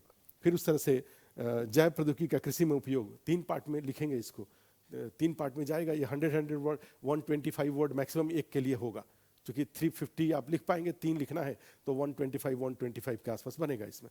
तो उसमें आता है कि 3 पार्ट में सीड्स, फर्टिलाइजर और पेस्टिसाइड्स। सीड्स में कौन कौन से, फर्टिलाइजर में क्या क्या, और फिर उसके बाद what are the benefit of, what are the challenges of, और how the ICAR and DBT direct ये department of biotechnology is trying to overcome the challenges related with use of biotechnology in agriculture, ठीक है। लेकिन answer हमेशा इसका 3 part में बांट के लिखेंगे, रिलेटेड विथ सीड्स, ठीक है, जिसको जेनेटिकली मॉडिफाइड सीड्स बोलते हैं या हाइब्रिड सीड्स बोलते हैं या टिश्यू कल्चर का, और फिर दूसरा हो जाता है इसमें फर्टिलाइजर में जानते हैं ऑर्गेनिक फर्टिलाइजर, वर्मी कंपोस्ट हो गया या माइक्रो ऑर्गेनिज्म हो गया जिसको बायो फर्टिलाइजर कहा जाता है। पेस्टिसाइड्स में जाएंगे तो वहाँ पर भी जैसे BT कॉटन हो गया, BT ब्रिंजल हो गया, ठीक है, या फिर जाएंगे तो ये आपका माइक्रो ऑर्गेनिज्म जो यूज होता है, सीडोमोनास हुआ, ट्राइकोडर्मा हुआ, या अदर जो प्रीडेटर्स होते हैं उनको यूज करके जो कुछ भी किया जाता है। तो ये सारा एक तरह से था ये। तो मैंने हमेशा फिर अंत में मैंने 2 बातें बहुत इंपॉर्टेंट है यहाँ पे। एक बात है कि भाई सेंटेंस और वर्ड को अनावश्यक रूप से खोलेंगे नहीं। मैं टीचर को कभी पढ़ाने की कोशिश मत करिएगा, टीचर खूब अच्छे से जानता है, आपका आंसर आगे बढ़ते हुए होना चाहिए, कोई भी बात रिपीट नहीं होनी चाहिए, ठीक है। और ये हमेशा शब्द बचाने के लिए आप माने आपको लगता है कि किसी क्वेश्चन में आपको वर्ड नहीं आ रहा है, आप 2 मिनट 3 मिनट वेट करिए, मत जल्दी में जो सो मत लिखिए, 2 मिनट वेट करिए, 1 मिनट 2 मिनट 3 मिनट आप वेट करिए। 3 मिनट 180 मिनट टाइम है, 180 मिनट में 8 क्वेश्चन लिखना है। 15 मिनट अगर मान लो सोचने में जाएगा तो कोई बुराई नहीं है, 5 क्वेश्चन में सोचने की जरूरत पड़ेगा, 3-3 मिनट सोचिए एक क्वेश्चन पे, लेकिन सोचने के बाद तब उस आंसर को कैसे आप चीज़ों को अच्छे से परोसेंगे, ये फाइनल होने के बाद ही आप लिखना स्टार्ट करिए। जो सो जल्दबाजी में कुछ भी लिखना स्टार्ट मत करिए। पहले सोच लीजिए कि क्वालिफाई होने के लिए क्या क्या परोसना जरूरी है, कैसे चीज़ों को परोसना है। ये परोसना बहुत इंपॉर्टेंट है। और ये नहीं कि 5 पेज या 6 पेज तक जाने की जरूरत नहीं है, 2.5 पेज 3, हाँ, लेकिन जो भी 3 पेज ही लिखते हैं, 3 साढ़े 3 पेज ही लिखते हैं, उसमें खूब बातें होनी चाहिए, रिच होना चाहिए, वो हल्का नहीं होना चाहिए। बदला कि आप पेज बचाइए, मैंने पेज, कई बार लोगों को देखते हैं कि 8-10 लाइन एक पेज में 8-10 सेंटेंस लिखते हैं और पेज को, तो इससे वो दिख जाता है, 1 page 2 page 3 page 4 page 5 page में दिख जाता है कि आंसर हल्का है। ठीक है, पेज, इसका मतलब ये नहीं बोल रहा हूँ कि फर्स्ट लाइन से लेकर लास्ट लाइन तक एकदम मैंने भर के रखिए, भर के मत रखिए, फर्स्ट लाइन से लेकर से लास्ट लाइन तक लिखिए। और लिखने में जरूर पॉइंट्स, जितना ज़्यादा से ज़्यादा पॉइंट्स हो सकता है, जितना ज़्यादा से ज़्यादा डेटा हो सकता है, जितना डायग्राम हो सकता है, ये सब चीज़ों को देकर का पूरा पेज इस्तेमाल करिए। लास्ट में 1-2 पेज बच जाएगा तो बुरा नहीं है। ठीक है, तो ये चीज़ है। और कुछ पूछना हो तो हाँ बिल्कुल। अब देखो, अब पूछ रहे हैं ये तो मिले कहीं नहीं। अब यहाँ पे जो टेस्ट दे रहे थे, तो हमने तो कई लोगों को पकड़ पकड़ के उनसे उनका कॉपी ले ले करके उनसे डिस्कस किया। मैप को इनक्लूड करना जरूरी है, एकदम जरूरी है। भारत पाकिस्तान चाहे इंडिया के एवरेज कंट्री में मैप नहीं, बिना मैप दिखाए हुए, इंडिया का मैप बनाए हुए पड़ोसी देश कैसे दिखाएंगे? ये थोड़ी होगा कि एग्जामिनर अपना समझ ले कि भारत के कौन कौन पड़ोसी हैं। और कोई क्वेश्चन?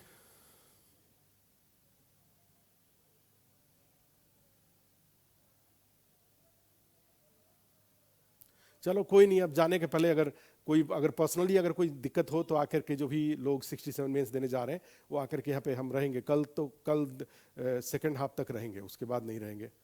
तो कहीं बाहर जाना है तो कल सेकंड हाफ तक हूँ मैं, मतलब 2-3 बजे, 2-2:30 बजे तक हूँ।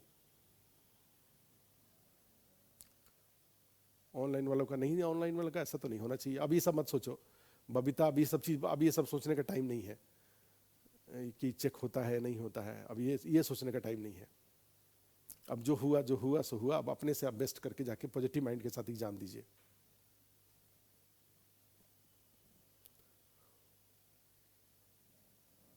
हाँ, टेस्ट में अच्छा नंबर आया है तो, अगर अच्छा नंबर आया है तो इसका मतलब आपने अच्छा लिखा है, तो उस चीज़ को मेंटेन रखिए और उसमें कैसे सुधार सकते हैं। कोई नहीं।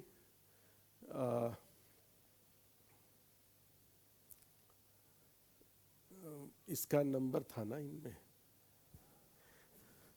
नंबर एक नोट करो तो। एक्चुअली मैं कल से लगातार बाहर हूँ, देखो बाहर हूँ तो कौन सा नंबर था? 9811343480। इस पे व्हाट्सअप करिए, कोई दिक्कत हो, व्हाट्सअप है ना इस पे व्हाट्सअप करिए, जो भी अपना नंबर के साथ इस पे व्हाट्सअप करिए। हम कॉल बैक करेंगे, सब कॉल बैक कर लेंगे। इंपॉर्टेंट क्वेश्चन का कोई पीडीएफ, तो इतना सारा टेस्ट सीरीज सब डाला तो है। वो जो टेस्ट सीरीज में जो क्वेश्चन सब तो रिपीटेड ही तो क्वेश्चन है उसमें, उसी में से कॉमन क्वेश्चन निकाल के वो सब हो गया।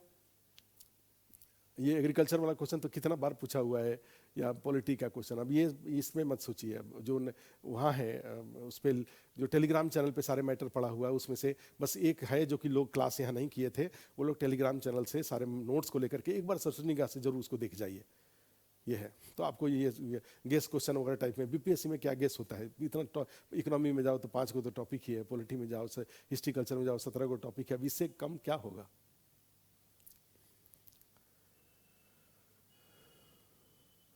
चलो फिर ठीक है, फिर मिलते हैं। चूंकि अभी हमें एक जो ये आया हुआ है, नहीं कोई अब ये पूछ रही है, ऋतु पूछ रही है कि एग्जाम डेट एक्सटेंड होगा। एग्जाम डेट एक्सटेंड नहीं होगा। अब कहाँ एग्जाम डेट एक्सटेंड होगा? अब एग्जाम होगा। बीपीएससी बहुत हाइपर है। देखो ऑप्शनल हटा दिया, तो ऑप्शनल हटा दिया तो इससे परेशान होने की जरूरत नहीं है। सब आराम आराम से 67 वाले लोग 67 दें, 68 वाले लोग ऑप्शनल हट गया तो अच्छा हुआ। उसमें कई बार एलएसडब्ल्यू में आपका एलएसडब्ल्यू है, कई बार मैंने क्या बताऊं, मैं 3 ऑप्शनल पता चला कि 90-92 नंबर आया। एक लड़का 4-5 बार इंटरव्यू दे रहा था, कभी उसको कुछ आता था, कभी कुछ आता था, कभी कुछ आता था। अब तो ऐसा नहीं होगा ना, तो सबको एक ही आएगा। कई बार एलएसडब्ल्यू में बहुत नंबर आ जाता था, कई बार बहुत कम आ जाता था, कभी पता लगा कि ज्योग्राफी में ज़्यादा नंबर आ जाता था, कभी कम नंबर आ जाता था। माने बच्चे परेशान रहते थे इस ऑप्शनल के कारण। ये ऑप्शनल के हट जाने से बीपीएससी ने बहुत बड़ी राहत की सांस लीजिए इस ऑप्शनल के हट जाने से। अब आपका, जैसे कई बार लोक प्रशासन में देखते थे कि नंबर ही नहीं आया, कई बार पॉलिटिकल साइंस में नंबर आ गया, लोक प्रशासन में नंबर नहीं आया, कई बार लोक प्रशासन में नंबर आ गया, पॉलिटिकल साइंस में नंबर नहीं आया। तो पेपर हिंदी साहित्य उछल जाता था, कई बार फिलोसफी जीरो हो जाता, फिलोसफी एकदम खत्म हो जाता था। अब बच्चा बेचारा फिलोसफी वाला खूब पोटेंशियल कैंडिडेट है, लेकिन फिलोसफी में उसको इतना कम नंबर दे दिया कि वो पास ही नहीं कर पा रहा है। ठीक है, तो इसलिए ये बहुत अच्छा हमारे सफल होने के लिए। और अभी एक वीडियो हम अभी वो कर रहे हैं, यूपी पीसीएस में 150 नंबर का एक निबंध है ऑलरेडी, आईएएस के पैटर्न पे ही उन्होंने निबंध, वही पैटर्न अगर बीपीएससी फॉलो कर ले, लेकिन सही बात यूपीएससी में बहुत स्टैंडर्ड होता है, यूपी का निबंध उससे हल्का होता है, बीपीएससी का निबंध उससे निश्चित रूप से उससे और हल्का होगा। 3 पार्ट में आता है, part A, part B, part C, तीनों में से एक एक निबंध लिखना होता है। बीपीएससी भी उसी तरह से हमें लग रहा है कि 100 नंबर का 3 निबंध पूछेगा 68 वाले लोगों के लिए।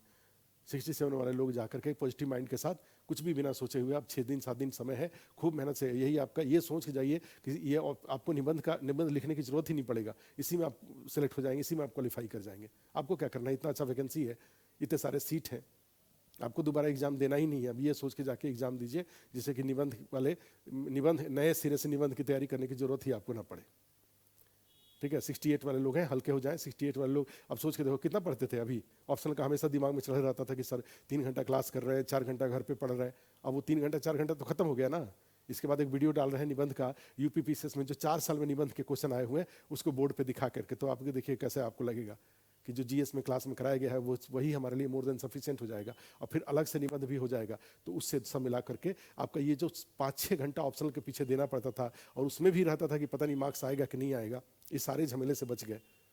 और कई बार बहुत लोग ऑप्शनल के कारण कैजुअलिटी उनकी हुई है। सोचो मैथ में 290 नंबर आ जाता था, तो जिसको 290 नंबर आया वो पास कर गया, अकेले मैथ से ही पास कर गया वो। तो ऐसे से इस तरह के जो एब्जर्ड जो चीज़ें होती थी वो तो नहीं होंगी ना। अब तो निबंध होगा, निबंध सब एक बराबर, निबंध सबके लिए कॉमन, इससे सबके लिए कॉमन। ये हाँ ये जरूर है कि जो कंपलसरी 40% नंबर ऑप्शनल में दे रखा है वो भी, उसको भी हल्के में लेकर नहीं जाना चाहिए। भारी संख्या में सीसेट में लोग फेल हो जाते हैं, लोग हल्के में ले लेते हैं, 33% तो नंबर लाना है और फेल हो जाते हैं सीसेट में, आगे कॉपी ही नहीं जचता है पीटी में।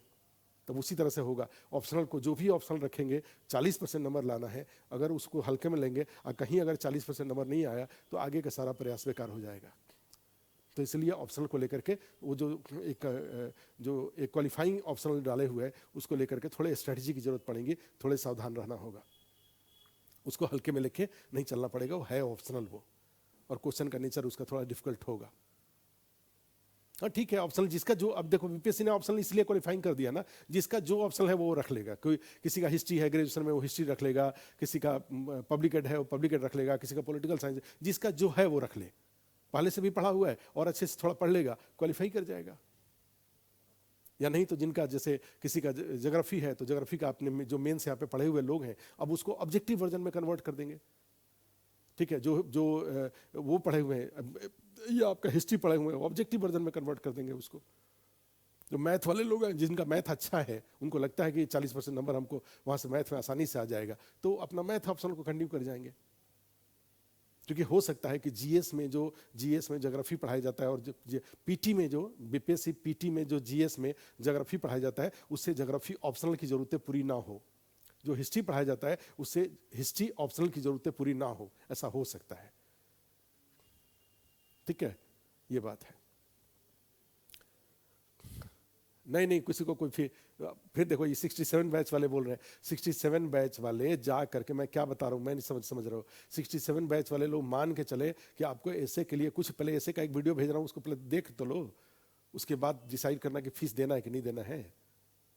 और ऐसे अपने यहाँ जो ऐसे पढ़ाएंगे 5 को लोग ऐसे पढ़ाएंगे, लोहिया जी पढ़ाएंगे, धर्मेंद्र लोहिया जी जो गवर्नेंस वाले ऐसे पढ़ाएंगे, धर्मेंद्र जी सोशियोलॉजी वाला ऐसे पढ़ाएंगे, सोशल इश्यूज वाला, हिंदी लिटरेचर वाले पढ़ाएंगे, मैं इकोनॉमी और साइंस टेक्नोलॉजी वाला पढ़ाऊंगा। ठीक है, ज्योग्राफी क्लाइमेट और ज्योग्राफी वाले दूसरे 5 लोग ऐसे जब पढ़ाएंगे तो 5 लोगों को पेमेंट, तो व्यवहारिक बात बता रहा हूँ, ठीक है, 5 लोगों को पेमेंट तो देना पड़ेगा ना, तो देना पड़ेगा तो निश्चित रूप से जो लोग पहले से यहाँ पढ़ रहे हैं उनका तो एडजस्ट कर ही लेंगे किसी ना किसी रूप में। अब उसको इशू बनाने की जरूरत नहीं है, वो कोई बड़ी बात नहीं है, सबको एडजस्ट कर लेंगे। ठीक है, इससे के लिए अलग से फीस नहीं देना पड़ेगा 67 बैच वालों को। ठीक है, लेकिन पहले हमारा वो देख लो इसको, ये जो वीडियो एक डाल रहे हैं उसको पहले देख लेना। चलो ठीक है, आज के लिए इतना ही, थैंक यू।